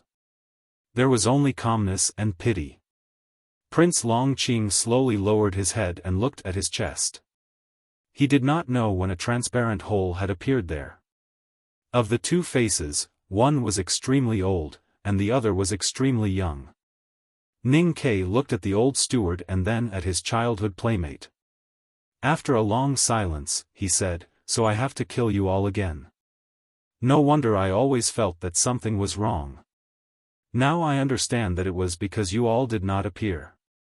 He took down the long padao from his shoulder and held the hilt with both hands. However, he did not immediately swing it. This was because he realized that the place he was standing on had changed from the narrow stone steps on the giant stone to blackish yellow soil. On the wilderness, countless people looked up at the sky. The boundless darkness was spreading from the sky. People's faces were filled with despair and terror. The world was dark, and only a few rays of light shone from behind the clouds. Not everyone was looking up at the sky. At least, the old steward and his childhood playmate were not looking at the sky. Instead, they looked at him expressionlessly. No matter where he went, they followed silently, and their gazes always fell on his face. Ning Ke pointed to the sky and said to the old steward, "When I had a dream last time, there seemed to be a door of light there. I don't know why I did not continue with that dream today. Is it because of you all?" Then he looked down at his childhood playmate who was only half his height and said with a smile, "Last time in that door of light, there was an especially huge, golden dragon head that stretched out. In fact, that scene was very stupid. It was like those turtles we saw under the Wanyan Tower when we were young. The only difference was that those 10,000 turtles put their heads together and became a dragon head." The old steward and his childhood playmate still did not have any expression on their faces. Since it is a dream, it is naturally fake. Since it is fake, it is not a story that has already happened. Since it is not a story, of course there is no continuity. A tall man appeared on the wilderness. His gray hair casually draped over his shoulders. This was not the first time Ning Ke had seen this tall man. He walked over, wanting to see what the other party looked like. The tall man did not seem to turn his body at all. However, no matter how hard Ning Ke tried, he could not see the other party's face. When he circled around the tall man, the old steward and his childhood playmate were still behind him, circling with him. This scene seemed a little funny, but also a little inexplicably sad. The tall man pointed to the darkness that was occupying the entire night sky and said, "Look, it is really getting dark." Ning Ke looked up and said, "I see it." The tall man pointed to the light behind the clouds and said, "But there is still light there." Then between light and darkness, which side will you choose? Ning Ke answered without hesitation, "Why should I choose?" The tall man did not answer this question. He grabbed the wine bag from the drunkard beside him and drank it all. Then he took the pig's hind leg from the butcher's back and squatted on the ground to eat. From the side, one could see the oil dripping down his beard. "Why do you want to kill your beloved woman?" "Because only by upholding the right path can one keep his Taoist heart." "My words are the right path?" "Yes, because you represent the will of Haotian." Prince Longqing walked in the holy divine light and followed the woman in the red dress. In the past long years, he had followed her to kill many people. As those lives died, he became calmer and calmer. He was no longer as calm as he used to be, but he was calm from the bottom of his heart. The woman in the red dress in the divine light suddenly turned around and said calmly, "If Haotian said you should kill me, what would you choose?" Prince Longqing had a natural fear of her, and he was even more afraid of the man with the wooden sword who always stood silently behind her. However, after hearing these words, he only thought silently for a very short period of time, and then he raised the sword in his hand and stabbed. The tip of the sword pierced through the woman's body, and blood dripped down. The woman in the red dress looked at him with admiration and said, "Longqing, now your heart has really become very strong." Prince Longqing pointed to the transparent hole in his chest and said expressionlessly, "You see, I have no heart now." In the wilderness, the tall man asked Ning Ke with his back turned, "How did you choose before?" Ning Ke answered very seriously, "My body is in the darkness, but my heart is toward the light. The tall man laughed and swayed back and forth. He raised his sleeve to wipe the corner of his eyes and happily said, "I can't believe that after so many years, I can actually see a wild grass swaying in the wind on the wall." Ning Ke also laughed happily and said, "You see, I said it was not necessary to choose." The tall man gradually stopped laughing and looked at the rolling clouds in the sky. He suddenly asked, "But what if the sky falls? How can the sky fall? If? Then there will naturally be a tall person, such as you. What if the tall person can't stop it? Then you can escape. If the sky falls, where can you escape to? Aren't you just imagining what if? How can there be so many what if in the world? Since it's just imagining, just answer casually. What are you afraid of?" Ning Ke stared at the tall man's back. Although the tall man said he just wanted him to answer casually, he did not know why he felt that he could not answer casually. He looked at the sky that was getting darker and darker and suddenly felt extremely afraid. The temperature in the wilderness suddenly dropped, and his clothes were stained with a faint layer of frost. The tall man sighed and said, "How about we go back to the first choice? Without a heart, there would naturally be no fear." Prince Longqing replaced the position of the woman in the red dress. Bathed in the holy divine light, he walked the world with the great will of Haotian, driving away and destroying the darkness everywhere. One day, when he walked to the center of a desert made of gold gravel, the man who had stood silently behind the woman in the red dress for countless years finally appeared. The wooden sword behind him trembled slightly in the scorching gold wind. Prince Longqing looked at the man and said after a moment of silence, "From the moment I made the first choice, my fate was closely linked with Haotian.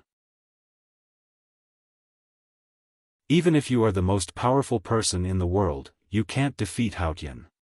A gust of wind rolled up the gold gravel in the desert, and the wooden sword pierced through Prince Longqing's chest. Prince Longqing looked down at the transparent hole in his chest. The wooden sword that seemed to be able to pierce through everything in the world just passed through the hole in his chest without causing any damage to his body. A golden flower grew out of the transparent hole in Prince Longqing's chest and instantly melted the wooden sword. He raised his head and looked at the man's silhouette that was gradually fading in the gold wind. He said, "You see, this is our truth." After saying this, he turned around and left. The most feared enemies in his life had died one by one. Prince Longqing walked proudly on the desert made of gold gravel. Although he had lost his heart, he was still proud. He knew that from now on in the world of light of Haotian, he would be the most powerful and invincible person. All the darkness would avoid his light when it saw it. No, all the darkness must be torn apart and annihilated. No one knew how many years had passed, and all the darkness in the world had been annihilated by him. There were no more enemies around him, no more sins. There was only the purest light, the boundless light that shrouded the surroundings. At this time, the golden flower on his chest had become very large and almost covered his face. Even though he was in the Tianqi state, he felt that the weight was somewhat unbearable. However, he could no longer remove the golden flower. Suddenly, a distant voice sounded in the depths of his heart. He did not know who this voice belonged to, but he knew that what this voice said was true. Absolute light is absolute darkness. Prince Longqing was silent for a long time, and then he pressed his hand on the huge golden flower on his chest. In a flash, the huge golden flower rapidly shrank and turned into a golden sword. He roared in pain and struggled to pull the golden sword out of his chest. He looked around blankly. In a blur, he faintly saw several illusory faces floating in the sky. It was the man with the wooden sword on his back. It was the woman in the red dress. It was the beloved woman who fell under the flower tree. The three illusory faces looked at him indifferently, as if they wanted to see what choice he would make. There was light everywhere, and darkness everywhere. If he took a step forward, he would walk into the light and continue his killing. However, it was the light, Prince Longqing stood in the golden desert, trembling all over. His face twisted in pain, and his whole body was drenched in sweat. He looked down at his left hand, at the green bamboo piece that seemed like the source of life. All of a sudden, a lot of people disappeared from the wilderness. Ning Ke looked at the familiar face of the old steward in front of him, and then he squatted down to stare at the face of his childhood playmate. After staring for a long time, he suddenly raised his head and shouted at the tall man with dissatisfaction, "I still don't understand why I have to make a choice." The tall man said to him with his back facing him, "I said it was just a casual discussion. Why are you so serious?" Ning Ke stood up, and the frost on his body rustled down. He said, "I don't choose." The tall man replied, "Sometimes there are always things that are worth sacrificing. Sacrifice is a choice." Ning Ke shook his head and said, "I didn't do anything wrong. Why should I sacrifice myself?" The tall man asked in surprise, "Don't you have someone or something that you are willing to sacrifice for?" Ning Ke frowned and thought for a long time, and then replied hesitantly, "I don't think so." The tall man said, "But you made a choice a long time ago." Ning Ke looked at the old steward and his childhood playmate beside him and said, "That's sacrificing others. Sacrificing others is also a choice." Ning Ke admitted, "Yes." The tall man hung the remaining half of the pig's hind leg on the back of the butcher, and said, "Then you choose again." The night was still night. The temperature was still dropping little by little. Ning Ke looked at the approaching darkness in confusion, and then he suddenly looked back at the bright place behind the clouds, feeling the endless pressure coming from it. His body was occupied by an unprecedented fear, and the frost on his clothes gradually condensed into armor.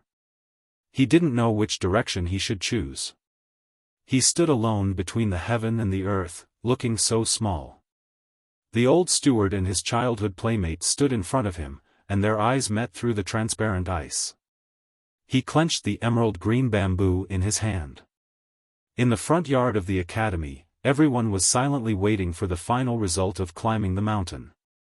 At this moment, no one would use a sarcastic tone to talk about the academy student named Ning Ke, because he had proved himself with facts. The heavy sound of hooves broke the oppressive silence of the academy. Yen Sei walked down with Sang Sang expressionlessly. Those who knew his identity were suddenly shocked and stood up to greet him. The most powerful minister of offerings of the South School of Haotian had his own exclusive seat in the West Hill Divine Palace. His status was far above that of the deputy headmaster of the Revelation Institute, Mo Li. No one dared to slight him. The instructors and students of the academy soon knew the identity of this wretched old Taoist priest. They looked at the side in surprise and whispered. They didn't understand why this bigwig would suddenly come to the academy in the middle of the night, and at the critical moment of climbing the second floor. No one, including Prince Li Peiyan and Princess Li Yu, knew the purpose of Yen Sei's visit. Of course, Yen Sei would not be stupid enough to explain the reason to the crowd. After silently greeting those who were worthy of his greeting, he sat in the chair and closed his eyes to rest. His skinny palms brushed the back of the chair from time to time, showing a little bit of nervousness. Although everyone was curious about the reason of this high and mighty divine talisman master's visit, no one could ask since he did not say. After a short silence, someone began to whisper about the movement on the top of the mountain. Most people marveled at Ning Ke's hidden strength, but they still firmly believed that Prince Longqing would be the final winner and successfully enter the second floor of the academy. As a divine talisman master, Yen Sei's state was so high that he could clearly hear the discussion no matter how low it was. Thinking that Ning Ke really wanted to enter the second floor, and even was only one step away from entering the second floor, the successor that he had been looking for half of his life would become a mirage, Yen Sei's mood could not help but be extremely bad. At this moment, Priest Moli said indifferently, "We, the West Hill, never think that a prince will lose to anyone. I know a little about Ning Quebec. He is indeed good at talking about heresy, but if he wants to enter the second floor. Yen Sei slammed the table heavily and shouted sternly, "That is absolutely impossible." Hearing this, everyone was shocked. They all thought that the South School of Haotian of the Tang Empire had always been at odds with the West Hill Divine Palace, and it could even be said that they were at odds with each other. Why would Yen Sei stand on the side of the West Hill Divine Palace tonight before such an important matter? After all, he was the senior brother of the nation master of the Tang Empire. Could it be that his statement had any important meaning? Yen Sei did not expect that his sincere words would cause so many people to speculate. He angrily pulled his beard under his chin and refused to express any more opinions. Li Peiyan looked at the old Taoist beside him and frowned.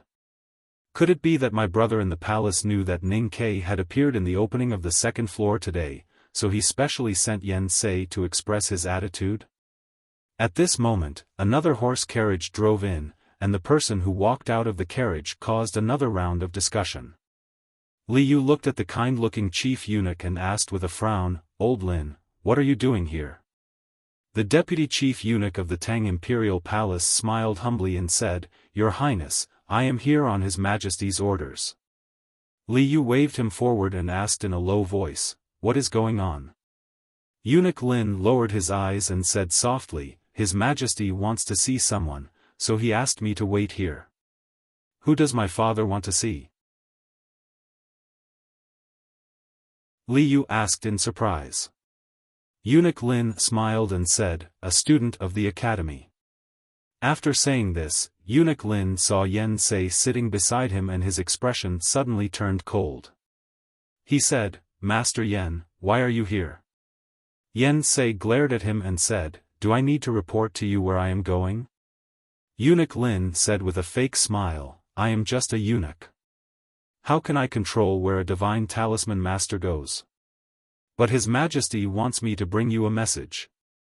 His Majesty said that the Imperial Preceptor had cheated him of a few hundred taels of silver at the fragrance workshop more than 10 years ago. Now, the Imperial Preceptor dares to hide the talent that His Majesty appreciates. His Majesty is waiting for an explanation from the South Gate. Hearing this, Yen Sei was stunned and fell into deep thought. He was shocked. Could it be that His Majesty also knew about Ning Ke's ability and wanted to steal his disciple from him? What should he do? Now that he might have to compete with the academy for Ning Ke's disciple, he was already in a difficult position. Did he have to compete with the Emperor of Tang? Younger brother said that he could do whatever he wanted, but did that include His Majesty? Everyone in the field intentionally or unintentionally looked at the two bigwigs who suddenly arrived. Yen Sei was the divine talisman master, but Eunuch Lin was His Majesty's most trusted chief eunuch. What did he mean by coming here with His Majesty's decree? Sang Sang followed Yen Sei into the academy. No one noticed her at all. She left the front yard and walked quietly along the alley between the buildings of the academy to the back. She walked through the wetland, the old academy with all the lights out, the dense forest, and the rarely visited meadow. She looked at the scenery of the academy and compared it with Ning Ke's usual narration. She felt calm and warm. Finally, she walked into the forest of swords. She held the smooth trunk, raised her head and squinted at the top of the forest with a few strings of sparse leaves hanging at a very high place. Then she chose a slightly clean place to sit down, holding the big black umbrella in her arms, and looked up at the top of the mountain. The clouds and mist between the mountains were still extremely thick, and it was impossible to see through the top of the mountain. But Sang Sang leaned against the trunk and held the big black umbrella quietly. She knew that her young master was at the top of the mountain and was going through the most critical test. All of a sudden, a gust of wind blew in from the outside of the sword forest, bringing with it countless grass and gravel, which hit the trunk and even lifted the hard bark. Sang Sang hid behind the tree in horror and opened the big black umbrella to cover her thin body. Outside the old and dirty big black umbrella, the wind was raging around the sword forest. The gravel hit the surface of the umbrella like arrows, making loud banging sounds.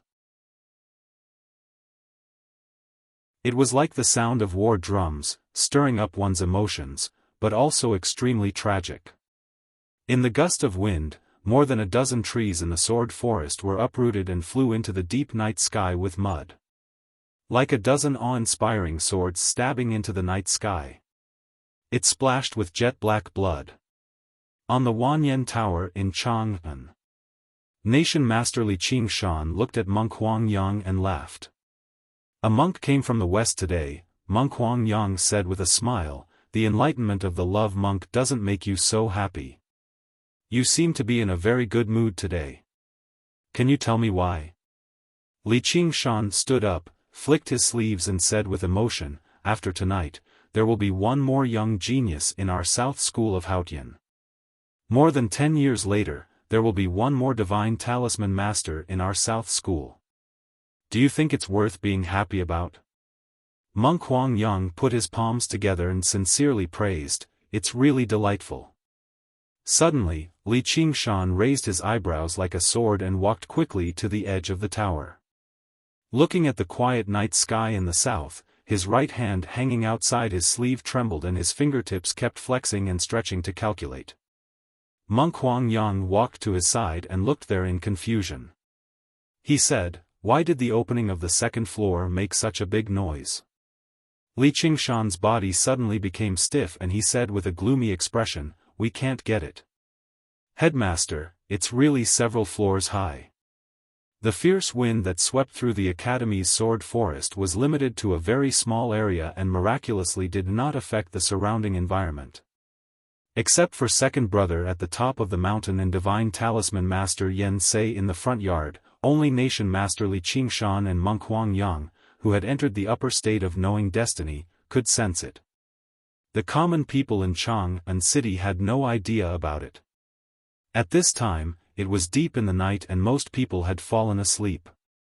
A few bloodstains gradually appeared on the gray wall of Lin 47th Street. The sewage in the sewer of Spring Breeze Pavilion that had just been repaired suddenly had a blood-red luster.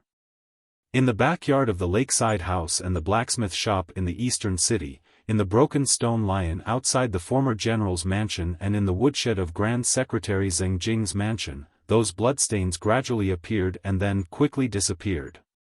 In front of the boundless pressure of light, Prince Long Qing crushed the emerald green bamboo and then looked up expressionlessly. He found that he was still standing on the top of the back mountain of the academy, standing under the giant rock by the cliff edge. He had never taken a step on the stone path. The night wind blew at his clothes, quickly dispersing the sweat. He was silent for a long time, then took a few steps back towards the lawn. Then, he raised his head again to look at the top of the boulder on the edge of the cliff. There was no trace of anyone there. In the cold wilderness, Ning Ke seemed to feel something. "You all know that this choice is not difficult for me," he said loudly to the tall man, to the steward in front of him and to his childhood playmate, to the light and darkness in the sky. When he spoke, the icicles hanging on his lips cracked and fell. He blinked and the transparent ice that blocked his sight cracked inch by inch. He raised his right hand and more frost armors fell off his clothes. Then he threw away the emerald green bamboo in his hand and held the long knife again, waving it down with force. After many years, he once again killed the old steward and his childhood playmate in front of him.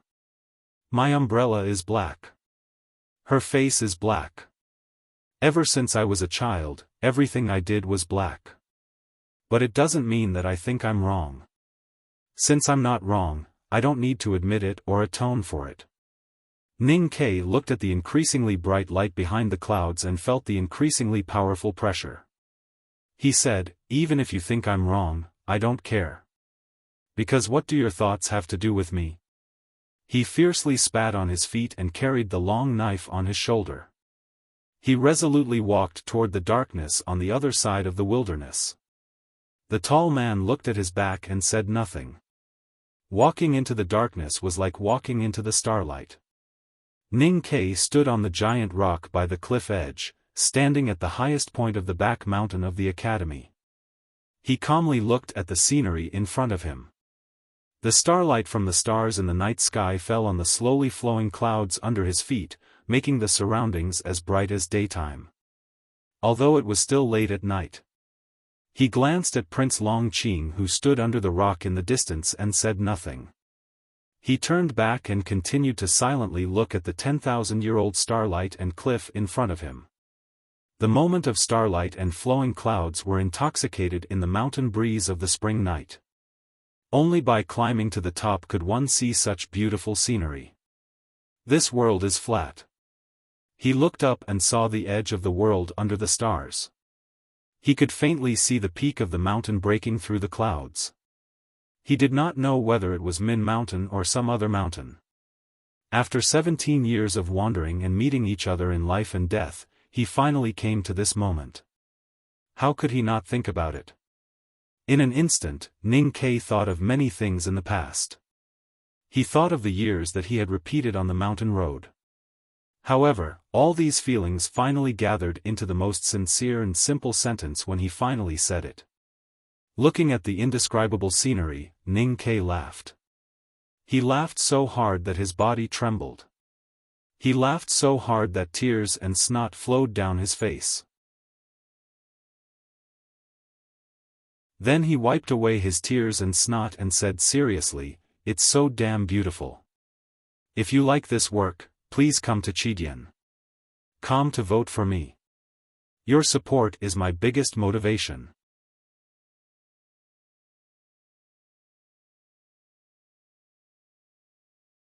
Chapter 159. The people under the big green tree looked at the young man who was giggling at the top of the scenery on the edge of the giant rock. They were all touched and smiled silently. Only second brother was still sitting solemnly and meticulously. There was also a gray-haired old scholar who was reading an old book in his hand. It seemed that everything that happened around him had nothing to do with him. The melodious sound of a flute sounded. The man picked up the flute on his knees and played it with a smile. Then came the sound of a three-stringed zither. Seventh sister picked up an embroidery needle as thin as a cow's hair with her fingers and gently stroked it in the mountain wind. The tip of the needle trembled at a high speed and made a clear sound like that of a metal instrument. The strong man raised a heavy iron hammer and smashed it on the ground, making a loud bang. The hammer fell precisely on the point of excitement in the music. The sound of the flute, the zither, the needle, and the hammer mixed together to form a rather ancient song. It spread out from under the green tree and enveloped the cliff of the back peak of the academy. It urged the floating clouds to flow slowly among the cliffs and the pine trees to sway slightly, as if they were welcoming guests. Standing on the boulder, Ning Ke listened to the ancient song. He looked back at the big tree and saw those men and women with different appearances but gentle smiles. He looked at Chun Pipi under the tree and knew that these people were the senior brothers and sisters of the second floor of the academy. They were expressing their welcome to him in this way. He could not help but feel warm in his heart. The warm feeling quickly turned into a burning sensation in his chest and abdomen. He blacked out and fell down.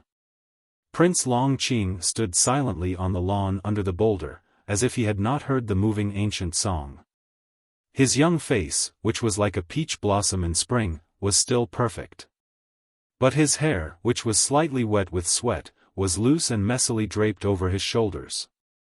He raised his head and said, "Maybe it's a little ridiculous and lacking in demeanor. But I really don't accept it." Unknowingly, second brother stood up in the ancient song and came to the lawn. He looked at Prince Longqing's cheek and the two dim lights in his eyes. He said calmly, "If I were you, I wouldn't accept it either." After a moment of silence, Prince Longqing said, "If you can't see through the choice, who can?" Second brother looked at him and said with a faint pity, "You can't see through the choice. That means there is fear in your nature, whether it is about the choice or something else. Although I don't know what you've seen and experienced, I can roughly guess that Ning Ke is different from you. He has no fear in his nature, so he doesn't need to erase his heart as hard as you did. Prince Longqing stared at his eyes and asked with strong puzzlement, "Fear is human nature. As long as you are human, you will be afraid. Ning Ke is also a human. How can there be no fear in his nature?" Second brother was silent for a long time. It seemed that this question was indeed a little confusing. He shook his head and said, "Maybe this is the difference between a small fear and a big fear. Both of you can overcome the instinctive small fear, but when it comes to the big fear between life and death, between day and night, the situation is different." Prince Longqing understood what he meant. He raised his eyebrows and asked, "You mean Ning Ke has no faith?" Second brother answered, "Maybe so." Prince Longqing was startled, and then he gave a self-deprecating and sad smile. He murmured, "Because my faith is too strong, I lost to a person who puts himself first and has no faith at all. How can I accept this?" After a moment of silence, second brother said, "Maybe Ning Ke has faith. But the faith is hidden too deep in his heart. The illusion on the stone path can't be stimulated. Maybe even he himself doesn't know what his true faith is." At this time, Chen Pipi carried the unconscious Ning Ke down from the giant rock, panting heavily. With every step he took, the fat on his cheeks would tremble slightly, like the ripples in a lake. He was very clear that Ning Ke had fainted because his spiritual world had suffered too much today, and his body had been severely exhausted. Moreover, he had succeeded in reaching the top and relaxed too suddenly, so he was not too worried, just like his senior brothers and senior sisters under the big green tree. Prince Longqing looked at Chen Pipi's back and listened to the faint voice calling his younger brother to fetch water from under the tree. His pupils slightly shrank as he thought of the person that the hierarch lord and that woman had occasionally mentioned. He asked incredulously, "Is this him?" It seemed that second brother did not want to hide Chen Pipi's identity. He nodded and said, "Yes."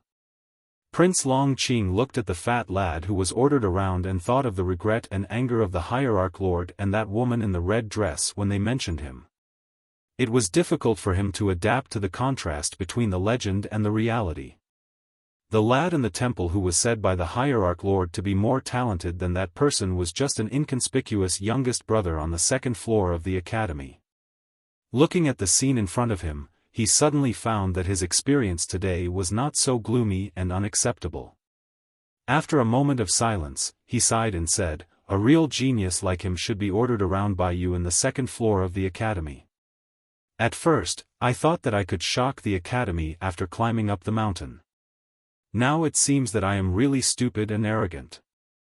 A real genius is a genius no matter where he is." Second brother followed his gaze to the tree and said, "Since he is a genius in the temple, he is certainly a genius in the back of the mountain of the academy. Although he is much worse than me. You don't have to be too disappointed. In fact, your performance today is very good. If Ning Ke is not more than you, I should be very happy to welcome you in the back of the mountain." Prince Longqing sighed and bowed deeply to second brother. Then he turned around and walked down the mountain. The quietness in the front yard of the academy had long been replaced by a buzzing discussion like that of wild bees. Those high and mighty bigwigs still maintained their aloofness, but the ordinary officials, instructors, and students could no longer suppress the excitement and curiosity in their hearts. They eagerly awaited the final result of the ascent of the second floor, wanting to know who had won. The professor, who was responsible for presiding over the opening ceremony of the second floor of the academy, walked out slowly. The expression on his face was really a little strange. It seemed that he was very gratified and a little shocked. It seemed that he wanted to laugh, but also seemed to be worried about something. Today, few people, including the students of the academy, knew the identity of this professor. But today, this person presided over the whole day of climbing up the mountain. It was obvious that his identity was distinguished. After several inquiries, people finally knew that he was a divine talisman master who hid in the academy and cultivated in seclusion. At this time, seeing him appear in front of the stone steps, they suddenly stopped talking. Looking at the complicated expression on the professor's face, everyone's heart was stirred again. They had a feeling that something unexpected was about to happen. Huang He, what are you doing there? The only person in the field who dared to speak to the professor in this tone, dared to directly call out his name, and even deliberately added the word, could only be Tang Hao, the divine talisman master of South Heaven School, Yen Sei. Whether in terms of state, seniority, or age, he was above Professor Huang He. Moreover, he was a little anxious. Seeing this person dawdling, it was inevitable that his tone was a little stiff and impatient. Today, the result of the enrollment of the second floor of the academy has been announced. Professor Huang He did not want to argue with Yen Sei, the famous divine talisman master, so he looked at the crowd on the stone platform and said slowly. Suddenly, Yen Sei thought of a possibility. He suddenly stood up and stretched out his hand to stop him. Don't say it in a hurry. The drama that had been waiting for a day and a night was about to end. Finally, people could know the real appearance of the hero after taking off the silver mask. But it was interrupted by someone again. Even if people on the front yard of the academy were extremely in awe of Yen Sei's identity as a divine talisman master, they finally hissed. The law could not punish the masses. No matter how powerful a divine talisman master was, he could not kill all the hundreds of people on the field. Professor Huang He unceremoniously glared at Yen Sei. He thought to himself, you are the one urging me, but now you are telling me not to say it in a hurry. What are you trying to do? He asked helplessly. Why? Yen Sei rushed up the stone steps and said righteously, the opening of the second floor of the academy is a big event. Although the headmaster of the academy is traveling in other countries and is not in the capital, you can't be so perfunctory. Before announcing the result, shouldn't you first take a bath and change your clothes, burn incense and worship heaven? The hissing under the stage suddenly became more violent. Even Prince Li Peiyan and Li Yu could not help but look at the old Taoist priest. Listening to the noise under the stage, Yen Sei could not help but feel a little feverish even though his face was as wrinkled as the hard bark of an old tree. However, the thirst for a successor finally overcame his little sense of shame. He fiercely shouted to the audience, who dares to say that I am wrong? Stand up and argue with me alone. The audience suddenly became silent. Whether it was Priest Moli or those professors and instructors of the academy who looked displeased, they all turned their faces away. They all thought in their hearts, duel with you, a senior divine talisman master who has cultivated to a high level? We are not crazy. Professor Huang He looked at him unhappily and said, Uncle Yen, what on earth do you want to do? There were very few divine talisman masters in the world. The seniority among them had nothing to do with their respective sects, but another set of simple and complicated system. Professor Huang He asked Yen Sei what on earth did he want to do. In fact, what Master Yen Sei was thinking at this time was very simple. If the result announced by the academy is that Ning Ke has successfully reached the top, and if this result is heard by everyone on the stone square and then spread to the world, won't it be a foregone conclusion? Then what else can my younger brother and I do to snatch him away? Ignoring the angry eyes of everyone on the academy's front yard, Yen Sei dragged Professor Huang He into a study room. Those who entered the study room with them were all bigwigs who were qualified to participate in this matter or had the power to change the final result. Priest Moli looked a little confused. He felt that he must have misheard something. So he cast an inquiring look at His Highness beside him. Li Peiyan also looked a little strange. He felt that he should not have misheard, so it could only be that Professor Huang had misread when announcing.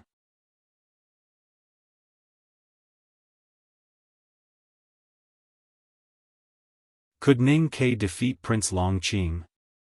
No, these were all impossible, unless God broke the goshawk's wings and sharp beak, unless God turned the lion into a pile of rotten meat in advance, unless Her Majesty betrothed the embroidered lady to General Xiahou as his official wife, or unless the Academy secretly cheated. The bigwigs in the study room all looked at Professor Huang He with puzzled and questioning eyes. Professor Huang He forcibly suppressed the anger in his heart and explained expressionlessly, "As far as I know, Prince Long Qing performed very well in climbing the mountain. If it were in the previous years, he could definitely enter the second floor of the Academy easily. But you and I both know that the second floor only recruited one person this year, and Ning Ke did reach the top of the mountain before the prince at the last moment." Priest Moli sat back in the chair in a daze. Suddenly he saw Princely Pei Yen beside him, as if grasping at the last straw, and said, "Your Highness, according to the previous agreement, the prince will enter the second floor of Chang and city in place of the crown prince of the Yen. If not for being a student of the headmaster of the academy, how could the West Hill Divine Palace let the prince leave the judicial department? If the academy finds a reason not to accept him, then—" Li Peiyan frowned slightly and felt very embarrassed. The Tang imperial family had always been very polite to the academy and rarely interfered with it. However, Prince Long Qing entered Chang'an City as a hostage as the second person in the judicial department of the West Hill Divine Palace. The two sides had indeed reached a secret agreement, and His Majesty had also expressed his approval of this agreement. However, whether it was the West Hill Divine Palace or the Tang imperial family, no one could have imagined that someone could actually defeat Prince Long Qing and enter the second floor of the academy. Therefore, they had never thought that such a situation would occur. Li Peiyan looked at Professor Huang He and said after a moment of hesitation, "I think this matter should be considered at length." Professor Huang He was expressionless. Li Peiyan looked at Yen Sei and Eunuch Lin who had been sitting silently in the corner.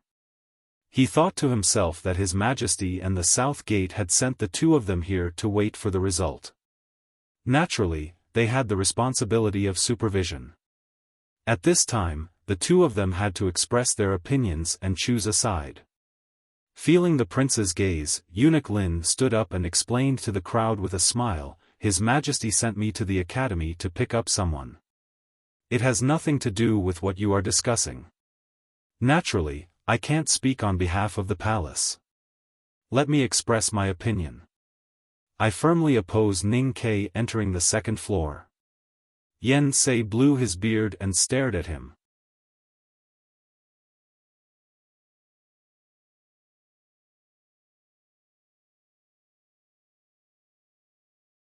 The girl's surprised cheers broke the tranquility of the academy at night. She jumped up excitedly and ran to the crowd with a smile. She held her companion's hand and shook it desperately. At this moment, without Situilan saying anything, everyone knew the final result. There was a dead silence on the stone platform. Zhong Dajuan's face was livid and he murmured in a trembling voice, how could it be him?" Xie Chunyan's body slightly swayed and he gently let go of Jin Wucai's support. He stubbornly stood up straight and looked at Situilan with a slightly pale face. He said in a hoarse voice, "You have always known that he was hiding his strength? So you have been waiting to see us make a fool of ourselves." Since the semester exam in the summer, Ning Ke had been ridiculed, excluded and ignored by the academy students. Only Situilan and Chu Yuxian treated him the same as before. Chu was the son of a rich and dissolute family and was originally different from the academy students. Needless to say, Situilan was born in a rich family and belonged to the same world as Xie Chengyun and others, but she had always taken care of Ning Quebec. Today, Xie Chengyun and the academy students were shocked and speechless. When they carefully recalled the scene that day, they naturally thought that Situilan had long known that Ning Ke had been hiding his strength. Situilan looked at the pale Xie Chengyun and the academy students who were as shocked as wood and sneered, "I don't know what kind of strength Ning Ke has hidden. I only know that if you had not been watching him make a fool of himself in the past 6 months, you would not have become the biggest joke in the world today." In the past, Ning Ke was a despicable guy in the eyes of the students and the biggest joke in the academy. However, watching him climb the mountain today, the students were extremely humiliated to find that this ridicule was actually so appropriate. It turned out that they were the biggest joke in the world. With a light clap, the remaining pastries in Chu Yoxian's hand all fell to the floor. He stared blankly at the mountain behind the academy and thought with ecstasy, I actually know such a great guy. If my father knew it, would he still dare to say that I have made friends with scoundrels in the academy? Father, you have made a big mistake this time. There was a dead silence on the stone square. All the students fell into a deep feeling of shame. Some people lowered their heads that were usually proudly held high, and some even became a little numb and sluggish because of this mental shock. At this moment, an angry roar sounded from the study room. Ning Kei's cultivation is so poor, how can we let him enter the second floor? This roar barely woke Zhong Dajuan up from the huge mental shock. He seemed to catch the last sharp knife, raised his eyebrows and said quickly in a trembling voice, Listen, listen, that is Master Yen Sei speaking. He said that Ning Kei's cultivation is poor and can't enter the second floor. Master Yen Sei, that is Master Yen Sei.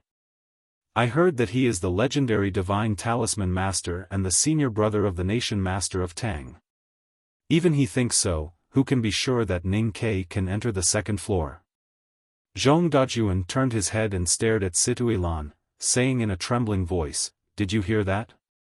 It's not what you think. In the study room, Yen Sei roared with a livid face, Did you see that? This is the token of the South School of Haotian. What I said today represents the attitude of the whole South School of Haotian. I think whether it is the West Hill Divine Palace or His Majesty, this little bit of respect must be given. Professor Huang he looked at him as if he was looking at an idiot. After a long silence, he frowned and asked, Uncle, what do you want to do in the academy today? Can you put forward your request directly, and then we will see if we can discuss it? Well. Yen Sei quickly changed his expression and pointed at Huang He with a smile, saying, This is what you said to discuss. If you can't discuss a satisfactory result later, I will not comply.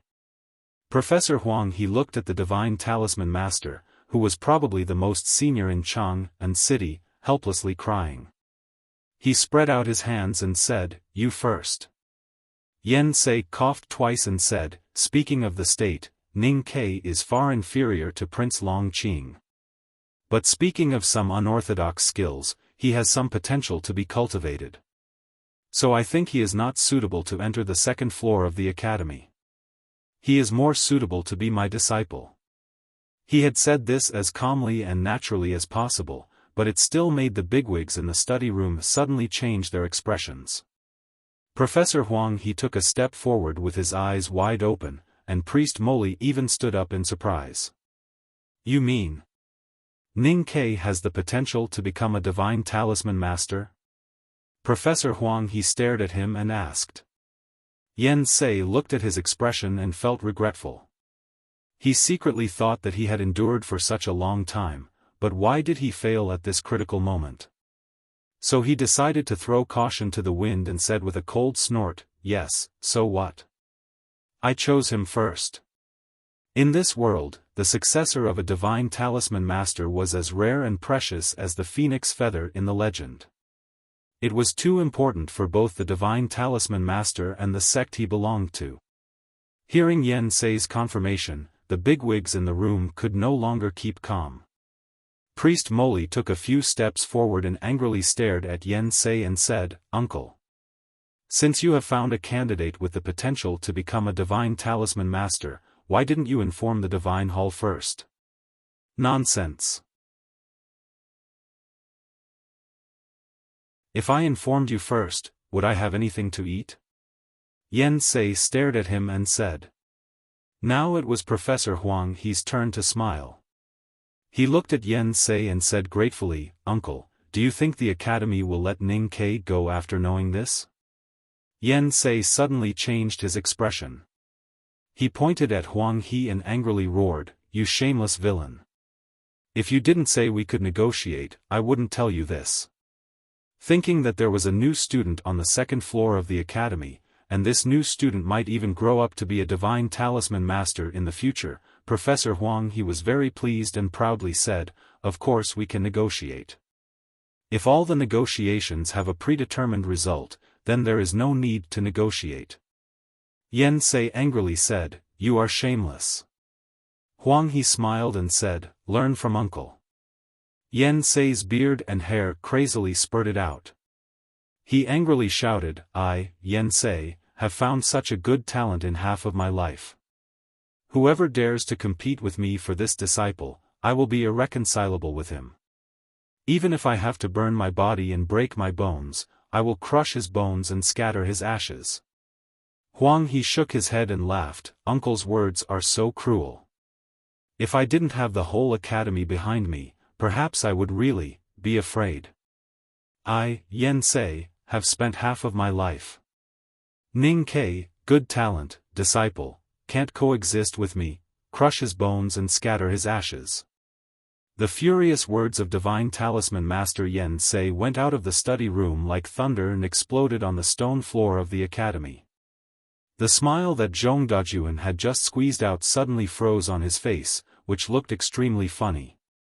If the fact that Ning Ke had successfully reached the top and entered the second floor of the academy was the first thunder in the hearts of the students of the academy, then at this time, a respected Divine Talisman Master crazily shouted to accept Ning Ke as a disciple, which meant that Ning Ke might become a Divine Talisman Master in the future, was like the second thunder in the hearts of the students. After the thunder, the students of the academy stood on the stone floor in a daze as if they had been struck by lightning, and did not know what to say at all. Chu Yuxian looked at the pale face of Zhong Dajuan and sighed sympathetically, "If I were you, I would go to the kitchen to pick up a piece of sour stinky tofu overnight and kill myself. In this way, you won't waste the fresh tofu, and the taste is very compatible with your sour words. Please cast your monthly vote and recommendation vote. The latter is Sangsang's natal item, which will never give up. Thank you for your love to me, I will continue to work hard." This chapter is amended 201112010359. To be continued. If you like this work, please come to Chidian.com to cast your recommendation vote and monthly vote. Your support is my greatest motivation.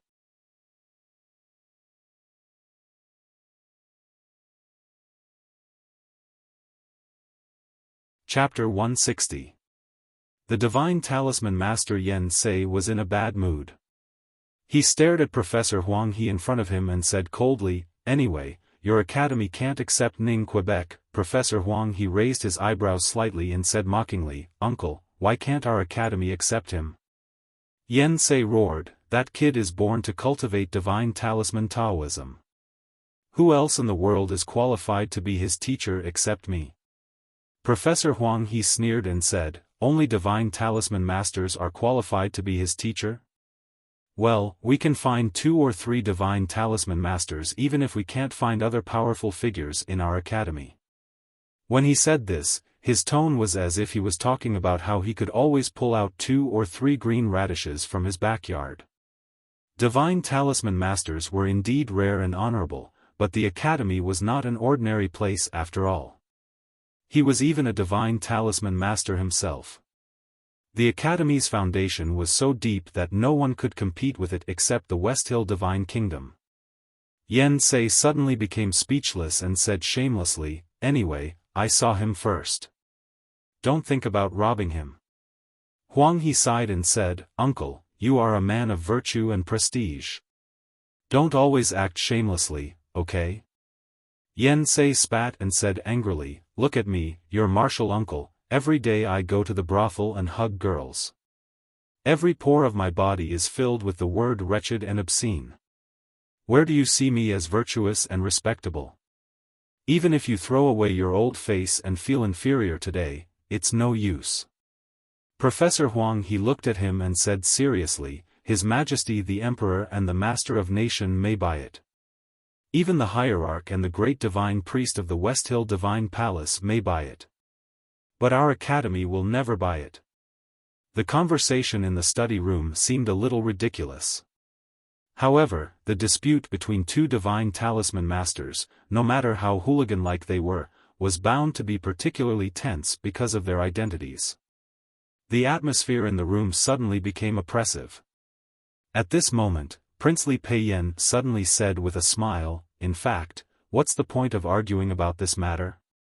In my opinion, since Ning Kei's cultivation is only in the no-doubt state, far inferior to Prince Longqing, then let Prince Longqing enter the second floor and let Master Yen Sei accept Ning Kei as a disciple.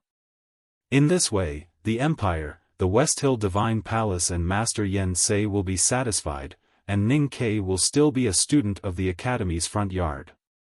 The Academy will have 2 students with great potential at the same time. Isn't this a perfect ending?" Professor Huang he was slightly stunned when he heard this. He felt that it made sense, but there was something wrong. Li Peiyan looked at him and said gently, "If the Academy is restricted by the system and can't make this decision, you can let Ning Kei withdraw himself."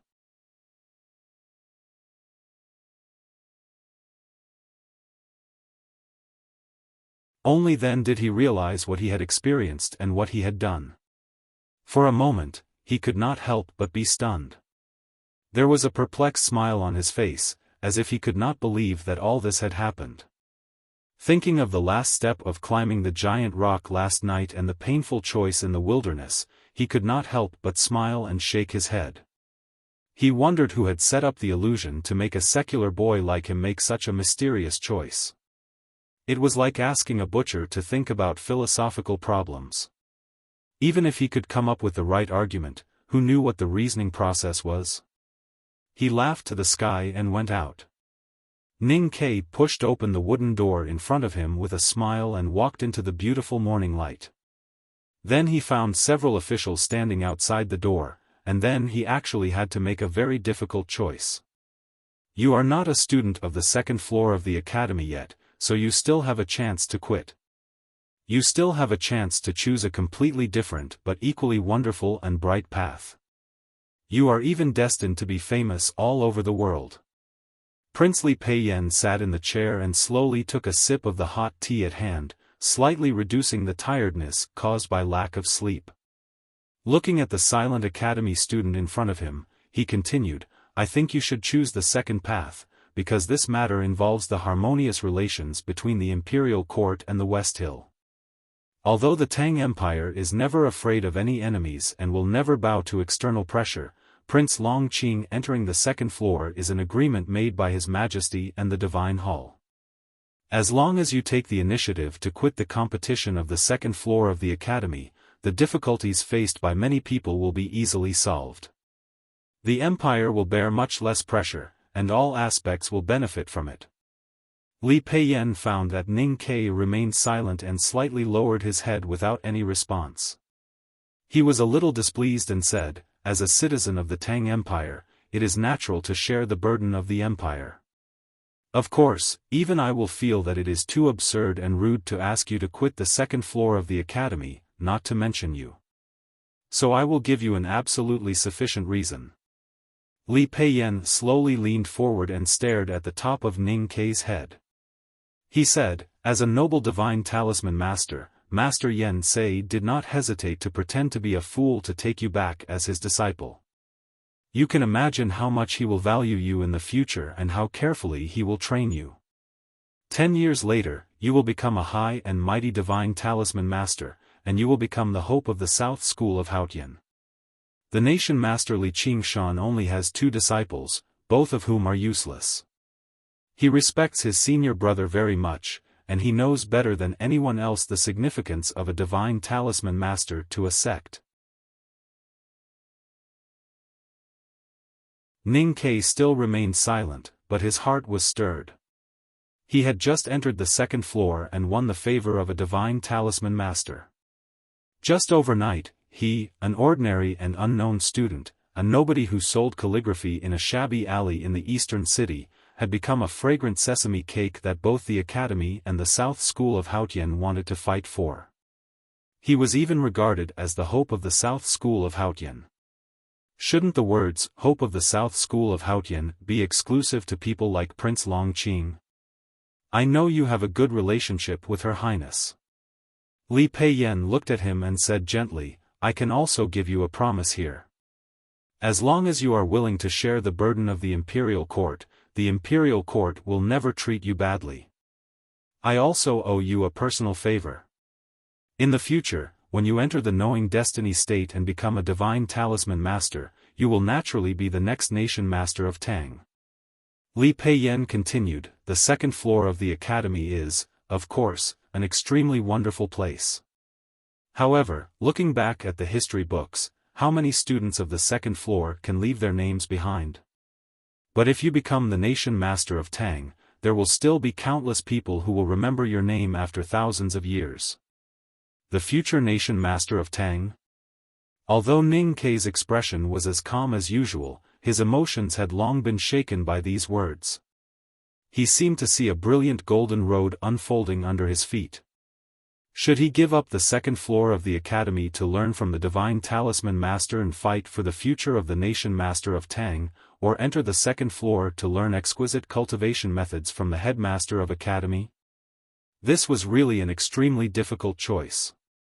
He even felt that the choice he made last night in the wilderness by the cliff was easier than this one.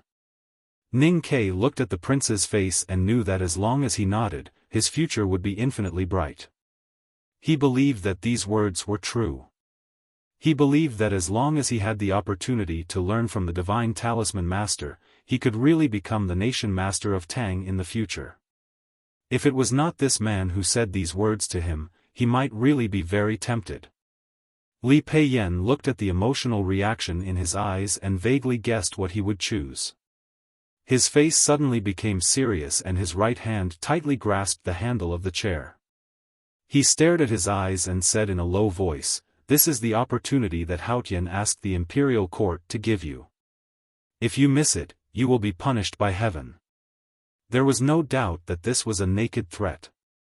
In the face of such a threat, even if Ning Kei really became a student of the second floor of the academy, he had to seriously consider this threat.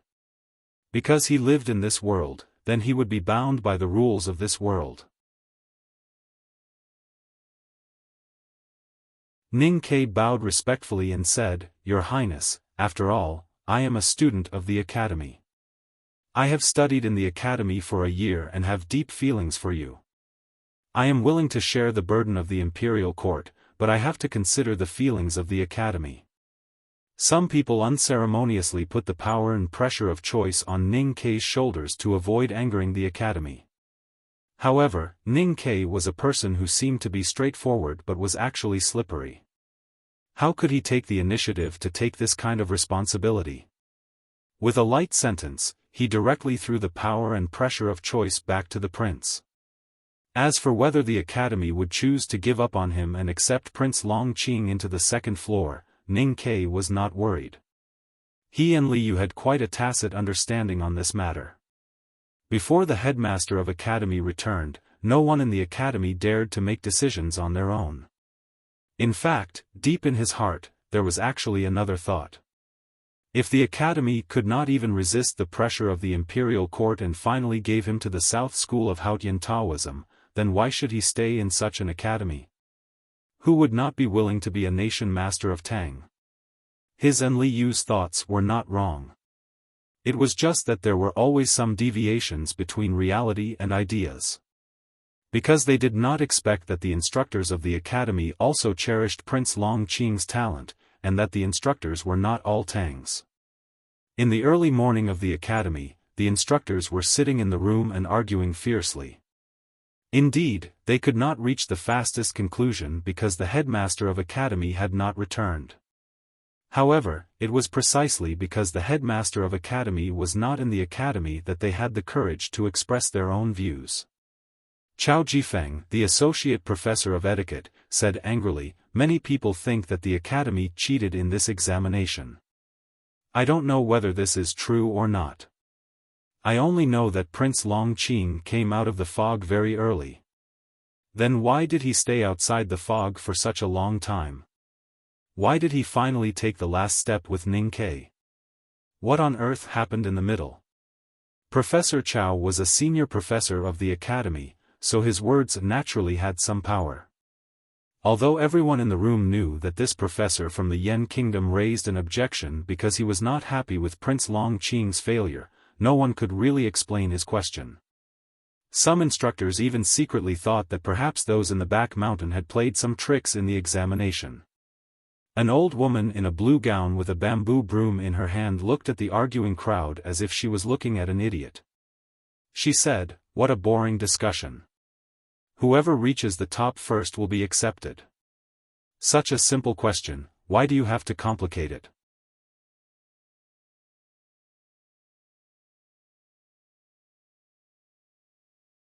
Ning Ke actually defeated Prince Long Qing and went up the mountain first. Many people have doubts about this matter, and they suspect that the back mountain cheated. If people are not convinced, how can they decide? The little attendant looked at him blankly, and after a long time, he suddenly came to his senses. He said yes and turned away. No one knew whether he had understood Associate Professor Chao Jifeng's words or not. The room was quiet, and the instructors did not argue again, because they strongly felt that the little attendant of the second brother would come back soon and continue to ask those stupid questions. The door squeaked open. The little attendant looked at Associate Professor Chao Jifeng with his big eyes and asked, "Young master asked, who is not convinced?" Professor Chao Jifeng was stunned. Looking at the little attendant's fresh and lovely pink face and his blank expression, he really could not tell a lie, nor did he want to push those people outside the academy to the front. He flicked his sleeves and frowned, saying, "I am not convinced." The little attendant was about to turn around and leave when he suddenly thought of the latter half of what the young master had said to him on the mountain. He quickly turned around, scratched his head and smiled embarrassedly, and asked, "May I ask who you are?" "I am Chao Jifeng." Associate Professor Chao Jifeng said unhappily, "Why do you ask this?" The little attendant showed a matter-of-fact expression and said, "Because young master wants to know who is not convinced." After saying this, the little attendant turned around and went out, running to the back mountain again. The door was squeaked open again. The little attendant panted and held the door frame, looking at Chao Jifeng and said, Young master said." Chao Jifeng could not help laughing. He shook his head and sighed, "What did your young master say?" The little attendant swallowed and looked at him very seriously, saying, "My young master said that the academy has never been divided by country, and accepts talents from all over the world. Chao Jifeng, you are from Yen Kingdom, so you are loyal to Long Qing. I don't blame you, but you have to remember that you are a professor of etiquette. How did you teach the first class to the students of the academy? What is the etiquette of the academy?" The little attendant's pink face raised his eyebrows from time to time, showing indifference and displeasure. He was obviously imitating the expression of the second brother of the academy when he spoke, which looked very funny and cute, causing a burst of laughter from the instructors in the room. However, Chao Jifeng could not laugh. The smile on his face instantly disappeared, and he suppressed his anger and asked, "What does Mr. Second want to say?" "Chao Jifeng, you said in the study room that the etiquette of the academy is the rule, and the rule depends on who has the power to make the rules."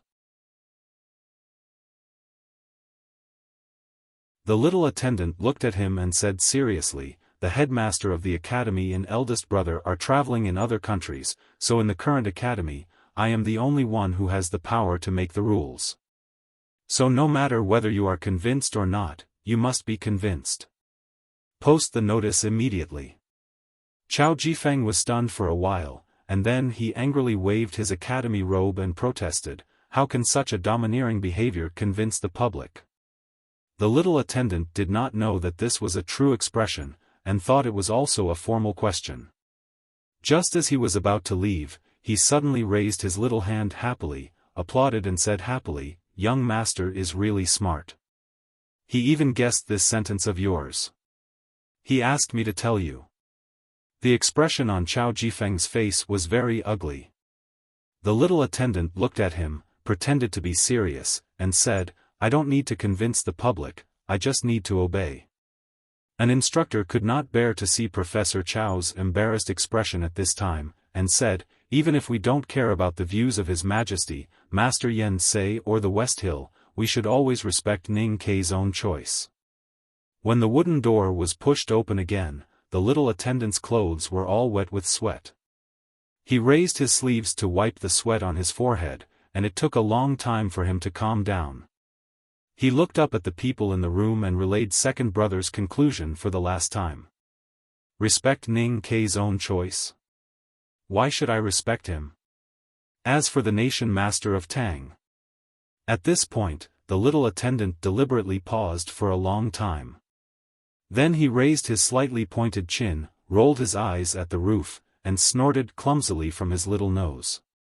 He imitated the expression of the arrogant man on the mountain, making him look very cute. Is it very great?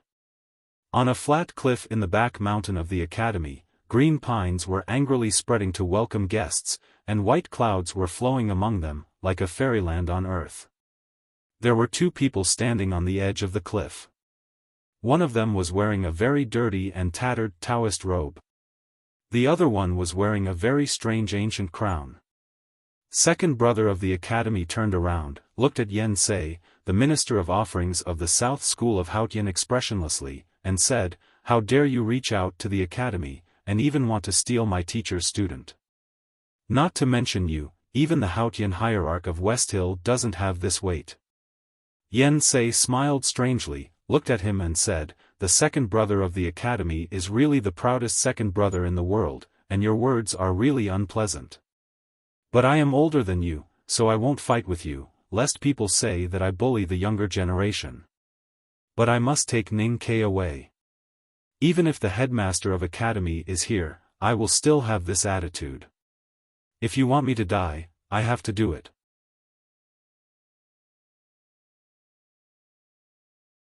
Second brother looked at him with a slightly mocking smile, and said, "Don't make so many excuses.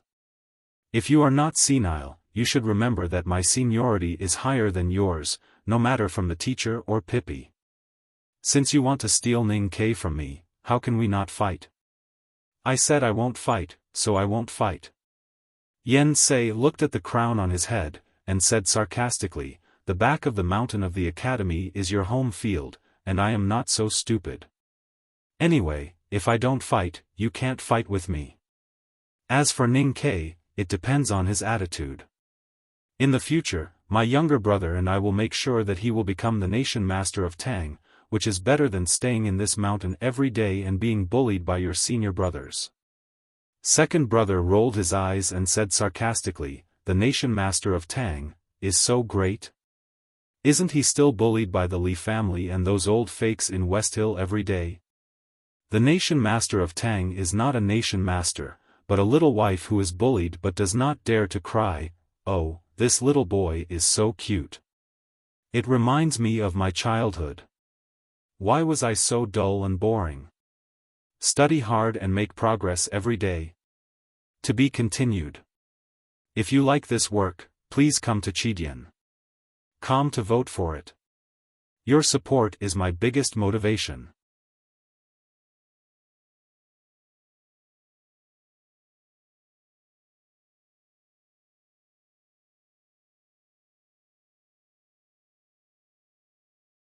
There was not a trace of vigilance or resentment in his eyes. Instead, he was excited and said, "Yu Sheng is also a genius and is a disciple of the headmaster. If he can't take that step before Lu Bai, wouldn't he be ashamed to death?" Hearing this answer, Yen Sei was stunned and speechless. He thought that even Lu Bai, the most powerful man in the world, could not destroy this person's pride and confidence. After a moment of silence, he tentatively asked, "How about Yi Su?"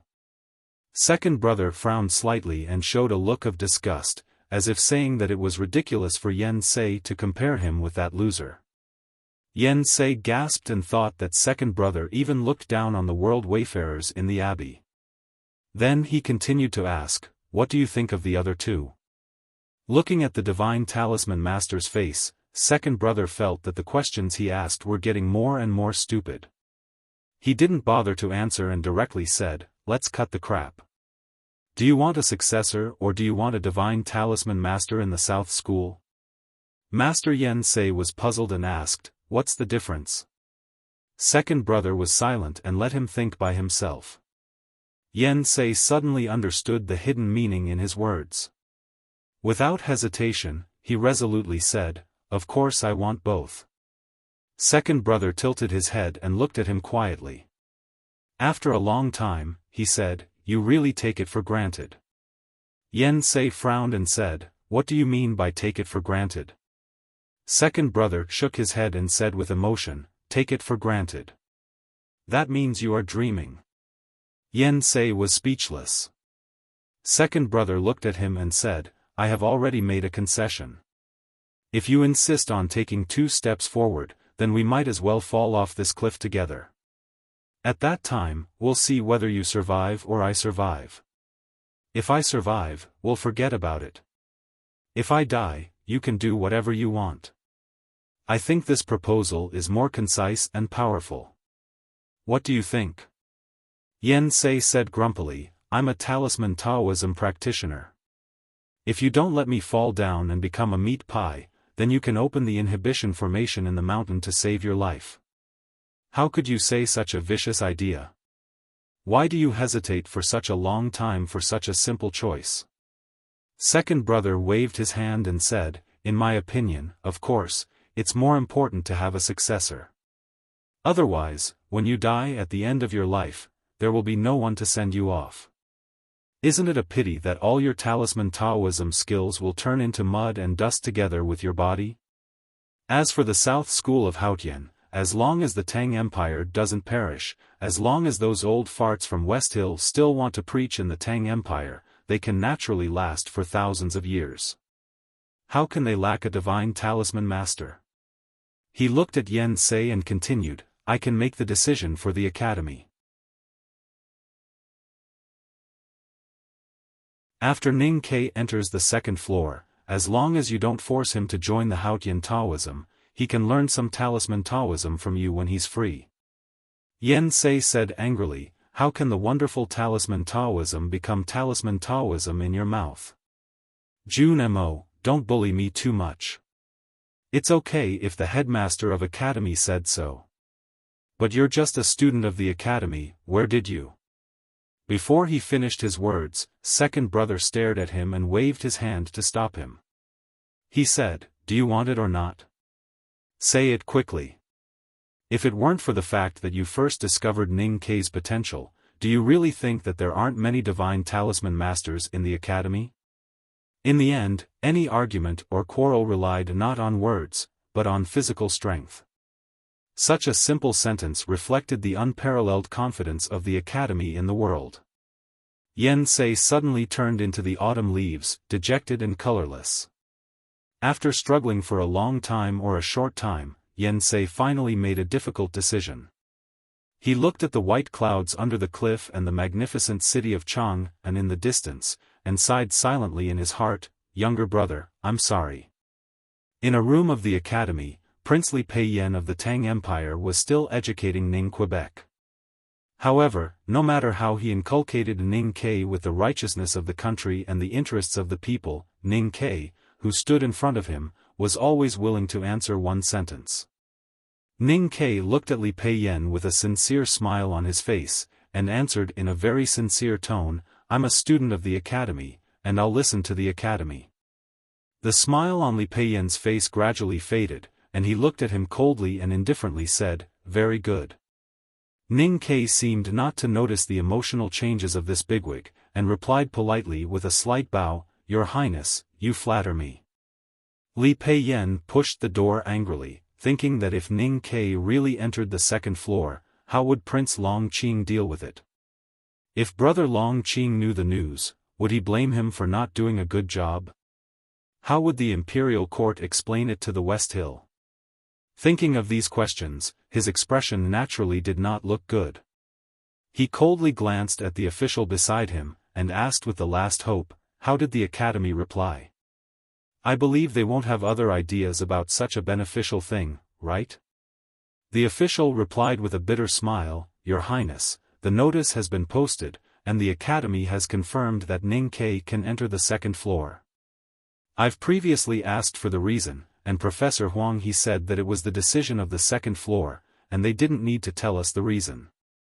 Li Peiyan was slightly startled, and then immediately became furious. However, although he was a prince of the Tang Empire, he had no influence on the Academy, especially the second floor at the back of the mountain, which had a special status. No matter how angry he cursed, it would only expose his own shortcomings. Almost in a flash, he transferred all his anger to Ning Ke in the room. He did not know when, but Eunuch Lin came to his side, and kindly reminded him, Your Highness, in my opinion, His Majesty is actually not concerned about how to explain it to the West Hill. As for Ning Ke, perhaps you'd better not pay attention to him. After confirming that the prince and the officials of the imperial court had left the academy, Ning Ke walked out of the room. He walked along the garden's roofed corridor for a few turns, and suddenly saw a chubby figure standing under the willow tree. Ning Ke walked forward, and very seriously bowed to the ground, saying, "Thank you." Chen Pipi very seriously said, "Since you're thanking me, you should be more practical." Ning Ke thought for a moment, and said, "I'll invite you to my house for dinner in a few days. I'll ask Sang Sang to make hot and sour noodle slice soup for you, and I'll tell you that her cooking skills are no worse than those in the eastern city. I usually don't tell others this secret." Chen Pipi did not reply, but looked at him and suddenly said, "From today on, we're senior brothers." Ning Ke looked at his round face, and although he was somewhat unwilling, he had to bow again after a sigh, and said, "Senior brother." Chen Pipi smiled, and did not stop him at all. He looked at Ning Ke's head and said proudly, "Junior brother, you don't have to be so polite." Ning Ke looked up, and the two looked at each other and smiled. After a whole year of acquaintance in the old library, a loser who could not cultivate finally became a member of the second floor of the academy. Whether it was Ning Ke himself or Chen Pipi who saw this miracle happen with their own eyes, they all sighed with emotion. Chen Pipi said with emotion, "Teacher once said that there is a kind of cicada in the arid land of the far west. It hides in the mud for 23 years, and only wakes up when the snow mountain melts and the flood comes. It takes a bath in the mud, dries its wings in the cold wind, and finally flies into the void." Ning Ke smiled and shook his head, saying, "You and I don't need to talk like this. Do you want me to flatter you again?" Chen Pipi said, "This description is not exaggerated. You're a loser who has no acupoints connected, but suddenly jumped into the blue cloud. What's more shocking is that you have the potential to be a divine talisman master, and even alarmed Master Yen Sei of the South School of Haotian." In fact, until now, Ning Ke did not know what was going on. He had never seen Master Yen Sei, and only knew from others that he was a very great divine talisman master, and was the senior brother of the nation master. But why did he choose him? Coming to the familiar environment, beside the familiar wetland, Ning Ke saw the most familiar thin figure. He walked up, looked at Sang Sang's tired face, and looked at the grass and leaves in her yellowish hair. He reached out to pick them up carefully, and said gently, "You've been waiting for me for such a long time. You've worked hard." Sang Sang looked up at him and said seriously, "Young master, you've really worked hard." After a whole night of mental and physical suffering, and being shocked by the ecstasy of the final success, Ning Ke directly fainted on the top of the mountain. At this time, although he had rested for a while, he still felt a little confused in his mind. Sang Sang did not tell him, but last night she hid under the black umbrella alone like a wounded little beast, avoiding the hurricane that came out of nowhere and raged through the sword forest. She was also very tired, panicked, and weak. The master and the handmaiden supported each other, and walked slowly and painstakingly along the wetland in the morning light towards the plain. The front yard of the academy was much quieter than last night. The officials and envoys had already left, and most of the students of the academy stayed. They gathered under the notice and looked up at the familiar and strange name that they had deliberately forgotten for half a year, but today it was forced back to them in such a cruel way. They were shocked and speechless. The students didn't leave even after knowing the final results of the second-floor exam. Subconsciously, they wanted to see Ning Ke walk in front of them. Only then would they be able to prove that all of this was not an illusion. However, this subconscious thought was a little too masochistic. The morning light was no longer bright, and gently shone on the academy at the foot of the mountain together with the spring breeze. Two figures, one big and one small, slowly walked out from the back of the academy, and everyone subconsciously looked at them. After a night of climbing and rolling on the mountain road, Ning Ke's academy spring clothes were torn in many places. Together with the traces of mud and the stains of pastries, he looked extremely embarrassed. Sang Sang, who was walking beside him, was not much better. She was covered in dust, and there were many grass chips on her hair and shoulders.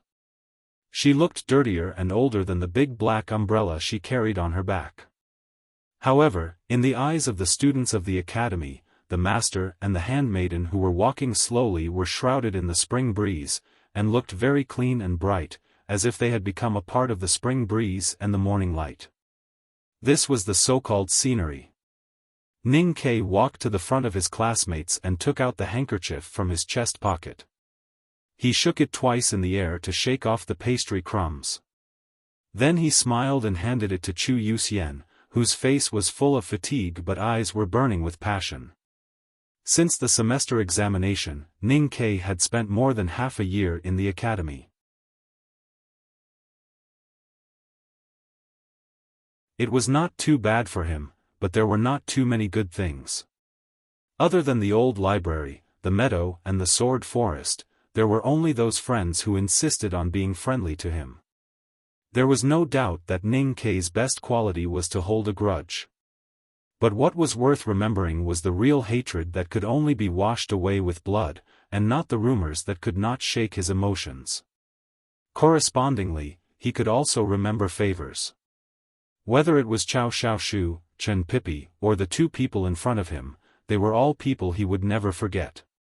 Ning Ke looked at Situilan, who was standing in the morning light in an arrow suit, and said with a smile, "I rarely let my friends down. My brain was blocked by shit today, and it took me 5 or 6 hours to write it out. Fortunately, I have a day off tomorrow, and I can adjust.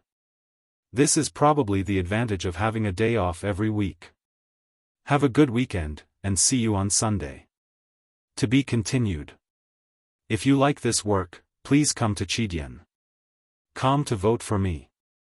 Your support is my greatest motivation.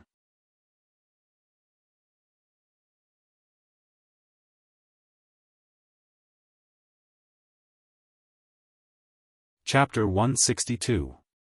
Situilan didn't wear the academy's spring clothes today, but a crimson archery outfit. She didn't have any makeup on her face, and her eyes were as delicate as a painting. The somewhat mature crimson outfit was worn by her. She stood in the morning light and looked at Ning Quebec. Her eyes were full of pure joy. Especially after hearing Ning Ke's words, the smile in her eyes suddenly became brighter. The expressions of the academy students were very complicated. They didn't know what they should do or say at this time to dilute the embarrassment and sense of shame in their hearts. Over a dozen recommended students from the military ministry had walked out at some point in time. They walked in front of Ning Ke and bowed in a very formal manner.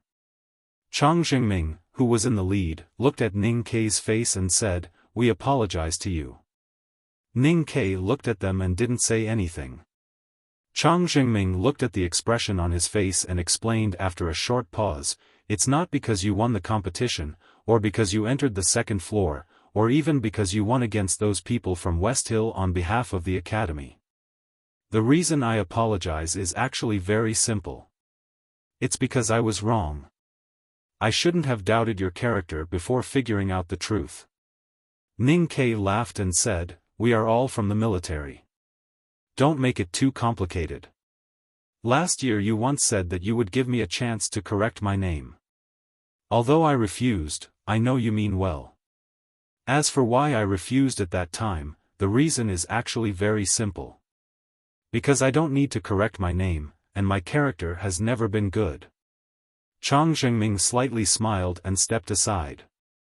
Then a few more academy students came out and seemed to want to follow this wave to apologize to Ning Quebec. Ning Ke didn't see Xie Chengyun, but he saw Zhong Dajuan with a somewhat embarrassed expression and a few grade A dormitory students who made the most noise in the semester exam.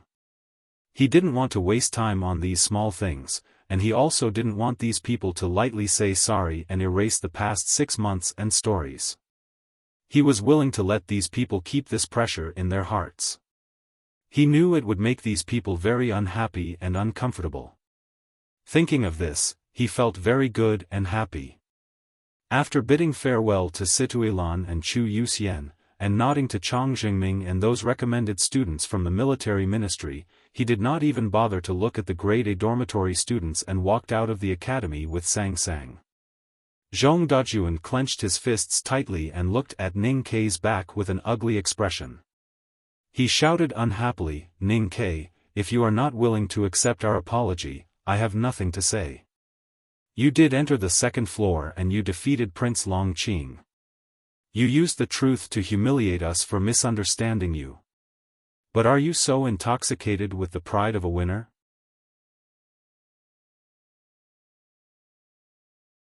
Hearing the voices coming from behind, Ning Ke stopped and looked back at Zhong Dajuan and those so-called classmates who seemed to want to apologize but were actually disappointed and unwilling. He said, "First of all, it's not a misunderstanding. Not all accusations of indifference can be explained as a misunderstanding.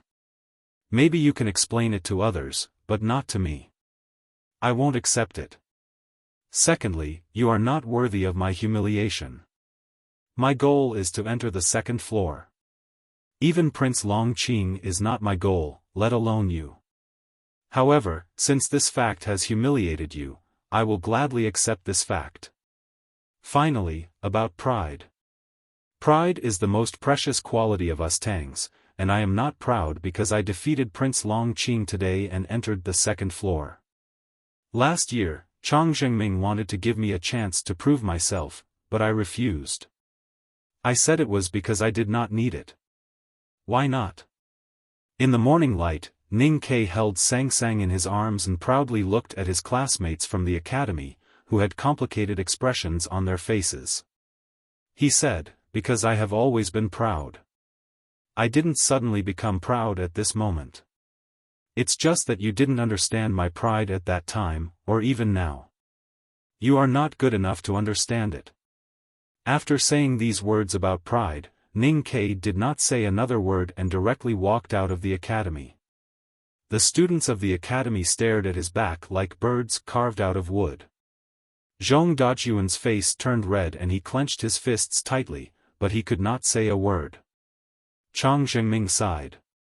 Situilan shook her head and smiled bitterly.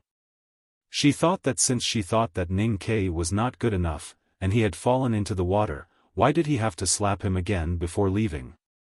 Walking out of the gate of the academy, Ning Ke saw two people. He respectfully bowed to Professor Huang, he who presided over the ceremony of the second floor on the right side. Professor Huang he smiled at him as if he was looking at the silver hidden under his bed. He gently stroked his long beard and nodded, which was very comforting. Ning Ke did not know the dirty old Taoist on the left side, but he guessed his identity, so he more respectfully bowed to him.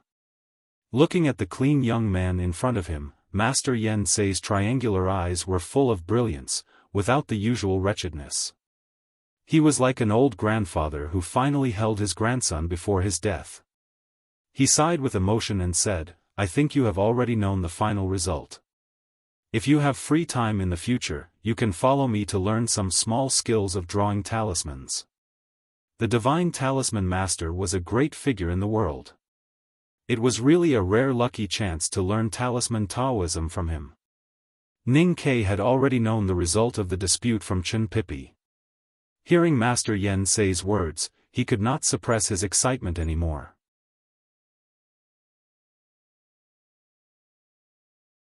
He respectfully bowed again and sincerely said, "It is my honor to learn talisman Taoism from you."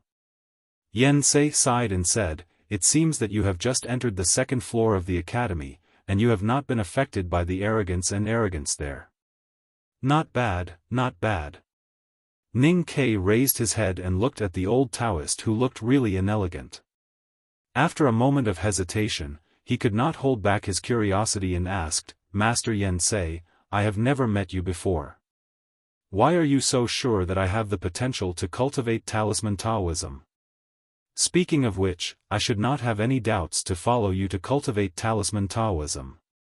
I just worry that I will let you down in the future." Disappointed? Last year, I saw the note you left in Dewdrop of House of Red Sleeves, so I checked you. At that time, I thought that you could not cultivate, and I was really disappointed. Yen Sei looked at him lovingly and said, "Now you can cultivate and even enter the second floor of the academy. How can I be disappointed? Unless you suddenly forget how to pick up a pen to write." Hearing this, Ning Ke was stunned for a long time. Then he remembered that after drinking in House of Red Sleeves last year, he had some juvenile madness in the name of drunkenness. But there seemed to be nothing special in that note. How could Master Yen Sei see that he had the potential to cultivate talisman Taoism just by that account book? Yen Sei looked at his expression and knew what he was thinking about. He said with a smile, "A thin account book and a few numbers are chicken soup. I can see that you have the potential to be a divine talisman master, but you can't see it yourself. Because you are a student and I am a divine talisman master." Ning Ke understood this sentence and bowed to accept the instruction. "We will talk about these trivial things later. Today, you go back to the Southern Gate Temple with me. There are thousands of talisman Taoism. Now you are just a piece of white paper. If you want to draw the whole world on it, you have to start cultivating from the simplest way. This is a long road and you have to hurry." Hearing Yen Sei's instruction, Ning Ke and Professor Huang He were stunned at the same time and asked in unison, "So urgent?" Master Yen Sei suddenly became silent. The wrinkles on his face showed both the joy of finding a successor and some inexplicable emotions. He glanced at Professor Huang He and then turned to look at Ning Ke quietly. He said slowly, "I am very old." Hearing this, Professor Huang He became serious and slightly bowed his head to give a salute and stepped aside. Ning Ke also heard the sadness, anxiety in this sentence. He did not know why he felt so sad in his heart and nodded. However, at this moment, a voice completely different from the mood in the field came out. Eunuch Lin appeared in the field and looked at several people with a smile.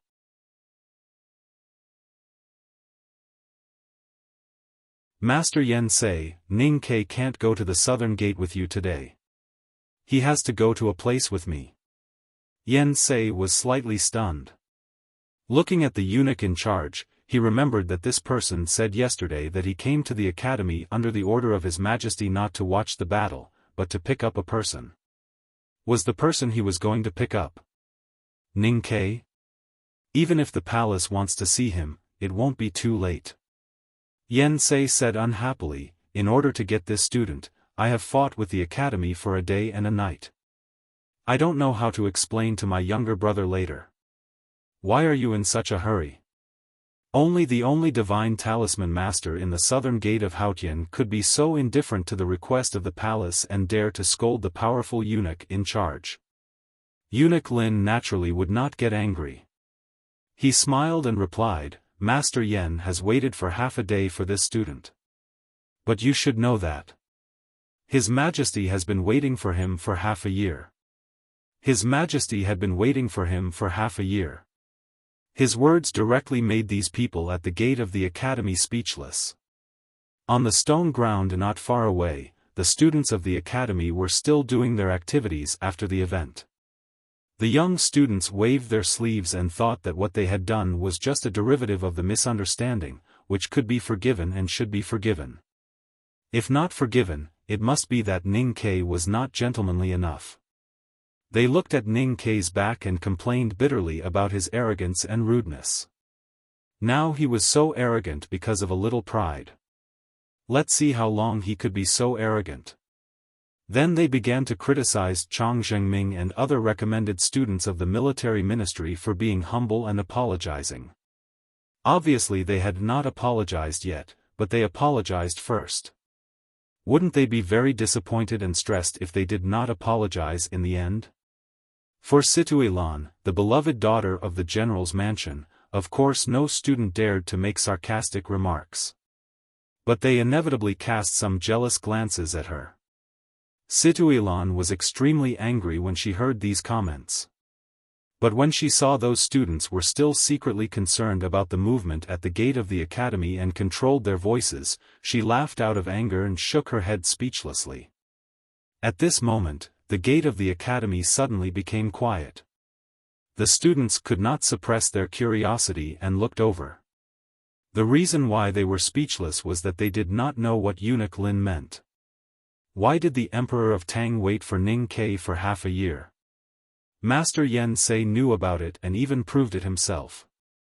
But he did not think of it that way. Professor Huang he hid in the academy every day and painstakingly studied and did not care about the world. Ning Kei and Sang Sang were shocked and confused. After looking at each other, Ning Kei asked carefully, "Eunuch Lin, what do you mean?"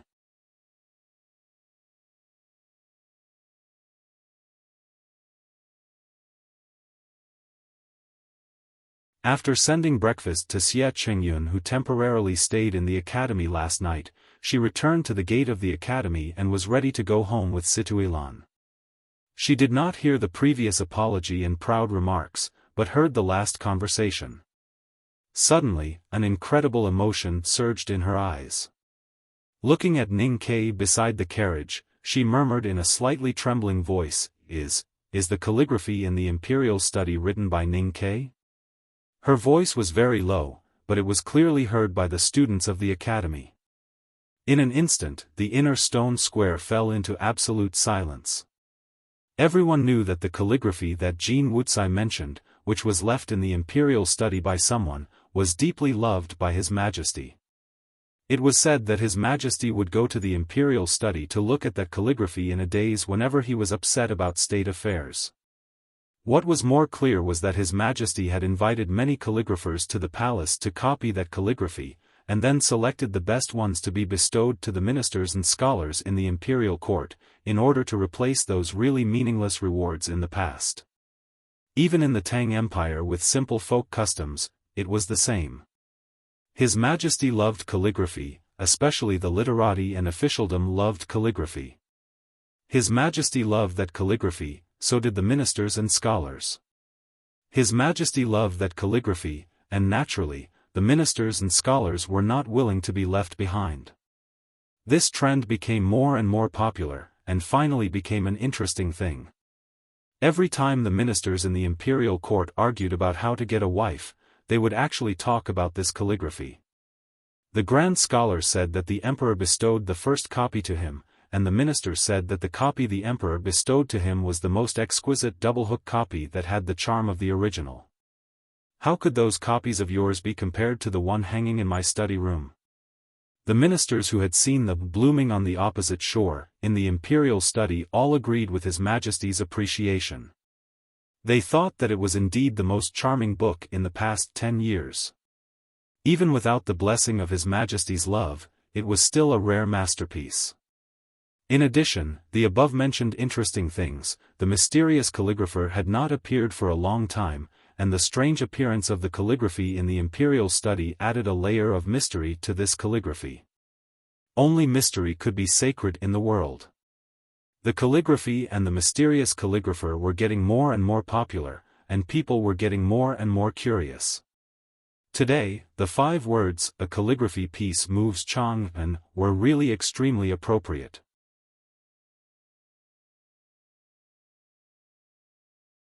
The students of the academy had also taken great interest in this matter, and the children of powerful officials like Jin Wuxia and Miss Gao even had the opportunity to see those copies with their own eyes. But who would have thought that That person was Ning Quebec. Chen Zixian looked at Ning Ke, who was standing beside the royal carriage, and suddenly said timidly, "When we talked about that calligraphy last year, I told you that Ning Ke opened a small calligraphy and painting shop in the eastern city. That calligraphy piece might be written by him." No one answered him. There was a silence on the stone platform, a silence of shock and embarrassment. In fact, there were many students in classroom 3 who remembered the discussion last year. They also remembered how they had mocked and ridiculed Chen Zixian after he had made such a cowardly guess. They had pointed at Chen Zixian's back in the rain-shielding corridor and laughed out loud. But who could still laugh at this moment? Ning Ke, who was regarded as a loser in cultivation and an immoral villain who gave up the exam because he was sick, had successfully climbed the mountain and surpassed those classmates who did not take him seriously. Finally, he defeated the invincible Prince Long Qing. This fact was like a thunder to the students of the academy. The highly respected divine talisman master did not hesitate to cry and shout to accept Ning Ke as a student. This matter was like a second thunder to the students of the academy. After the 2 thunder sounds, most people had been struck silly by the thunder. They could only rely on their survival instinct to force themselves to find the last spiritual escape channel and exit. At this moment, the 3rd thunder sounded. Ning Ke was the calligrapher who wrote the flower blooms on the shore of the opposite shore. He was about to enter the palace to meet the emperor, and he could see a brighter and broader future than most of the people present. After the 3rd thunder, the academy students standing on the stone platform no longer had any reason to continue to be proud, indifferent, innocent, argue, question, or refuse. They were directly struck into countless silent scorched trees, with smoke rising from their heads and their clothes turning into black brittle pieces. Their brains had long stopped working. The louder they had laughed, the hotter their faces were now. The more exaggerated they had laughed, the more they wanted to dig a big hole in front of them. The more indifferent they used to be, the more humiliated they could not control their eyes and looked at the royal carriage. I once heard Ning Ke say a very new word. Situilan suddenly said faintly, "That word is aesthetic fatigue. I have never understood how to judge beauty, and then how to feel tired. Today I finally understand the meaning of this sentence. It is easy to become numb and boring to be shocked too much."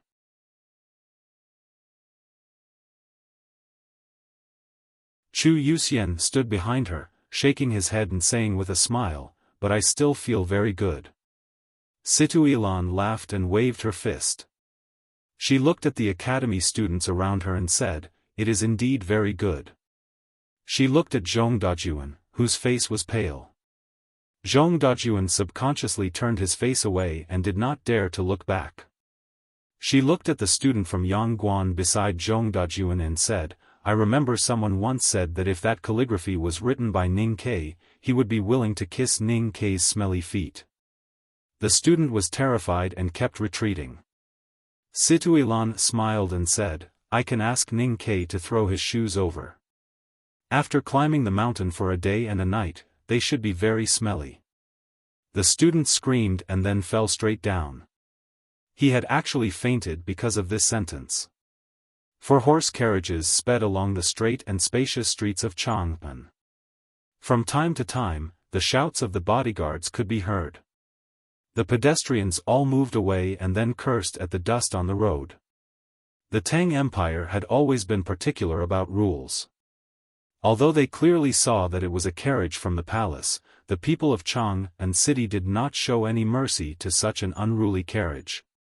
Ning Ke and Sangsang sat in the dim carriage and were a little bewildered by the luxurious decorations in the carriage. They looked at each other from time to time and exchanged their feelings. Both master and servant had seen many big scenes and large amounts of money. However, sitting in the royal carriage and officially entering the palace to meet His Majesty, they still could not help but feel a little nervous. "Don't be nervous.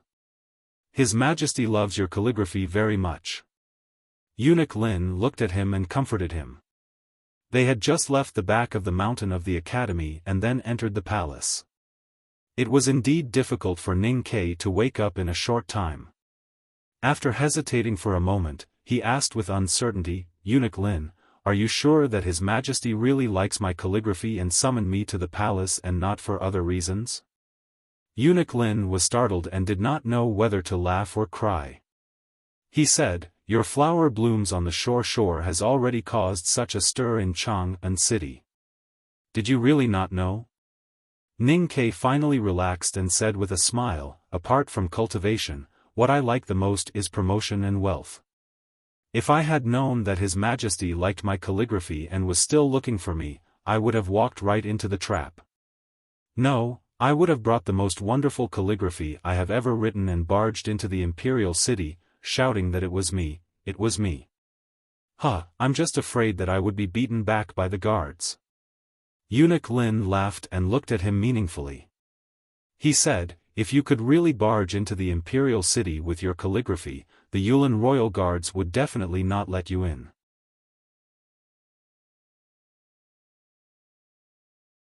However, why would the guards beat you?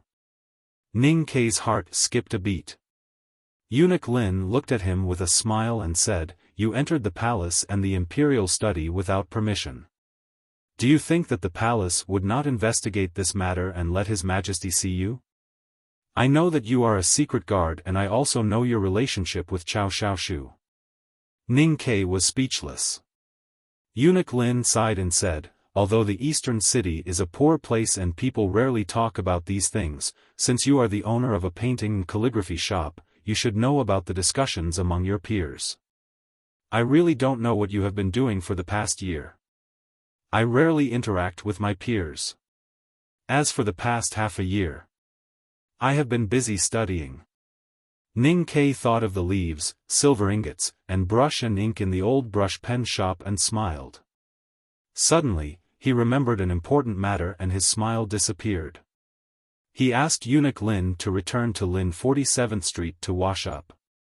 Hearing this request, Eunuch Lin was extremely displeased. His Majesty had waited for you for half a year, but you were not in a hurry to thank him. Instead, you were in a hurry to go home and wash up. What was the meaning of this? Did I not explain the rules clearly to you before? The palace would naturally let you wash up before the audience. However, for some reason, Ning Ke was exceptionally stubborn and insisted on returning to Lin 47th Street. Eunuch Lin was helpless against his argument. Thinking that His Majesty admired this young student so much and did not want to make things too awkward, he agreed to his request. Lin 47th Street was exceptionally beautiful in spring. A few peach blossoms poked out of the wall of the Ministry of Revenue's warehouse and looked curiously at the shop across the street. At dusk yesterday, the nation master of Tang, Li Qingshan, and the others personally came to Lin 47th Street to examine Ning Ke's handwriting. At that time, they had entered violently and the door of the old brush pen shop was forcefully pushed down. The scene was a mess. Ning Ke looked at the open door and secretly cursed in his heart. He jumped off the horse carriage and rushed inside. The proprietress of the fake antique shop next to him shouted, "Don't worry, nothing is missing. I helped you look after it all night." Ning Ke looked back at the proprietress and felt that the thick layer of makeup on her face had made her more beautiful than ever. He went forward and gave her the warmest hug. He said joyfully, "Aunt Wu, thank you so much, thank you so much." The owner of the fake antique shop stood at the door with a teapot in his hand. Seeing this scene, he said unhappily, "Don't hug me even if you're grateful. That's my wife." Ning Ke laughed and said, "Of course I know she's your wife, and your only wife." The owner of the fake antique shop smiled proudly and took a sip of tea. He said, "Who can tell?"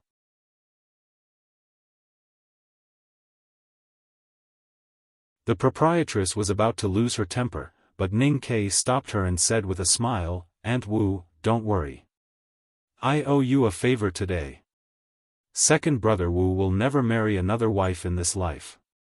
I'll look after him for you." The proprietress beamed and repeatedly agreed. Second brother Wu said angrily, "You little thing, how dare you meddle in my family affairs?" Ning Ke pointed at the royal horse carriage behind him and asked with a smile, "Can you meddle in this?" Second brother Wu saw the emblem on the bright yellow horse carriage clearly and thought of his miserable life in the future. He suddenly trembled with fear. Walking into the dark old brush pen shop, Ning Ke did not ask Sang Sang to boil water for a bath. Instead, he reluctantly closed the shop door and climbed up the wall on the stool as fast as he could. He took down the scrolls hanging on the wall with his own handwriting. He solemnly handed the scrolls to Sang Sang and said with a solemn expression, "From now on, you must take care of any piece of paper I write as if it were a big black umbrella." Sang Sang opened her eyes and asked confusedly, "As long as the paper exists, I will exist. If the paper dies, I will die. This is not a piece of paper." Ning Ke gently stroked the scrolls in Sang Sang's hands and said with a slightly trembling voice, "These are all silver notes. I like the content of the second half of the chapter, and I especially like the title. Also, I have something to report to everyone. Jiang Ye's book always sends out individual chapters to solicit votes at midnight on Monday. This good habit will be maintained. It's just that some of my friends are very generous and use text messages to notify me. I'm very grateful. But the chapter at midnight is a chapter for soliciting votes. Please don't get up to read it, or I'll be very embarrassed. I'm cupping my hands. To be continued. If you like this work, please come to Chidian.com to vote for me. Your support is my greatest motivation. You're tuning into the Xiaofan's Wuxia Tales YouTube channel. Don't forget to subscribe and join us on this journey to catch the most captivating stories.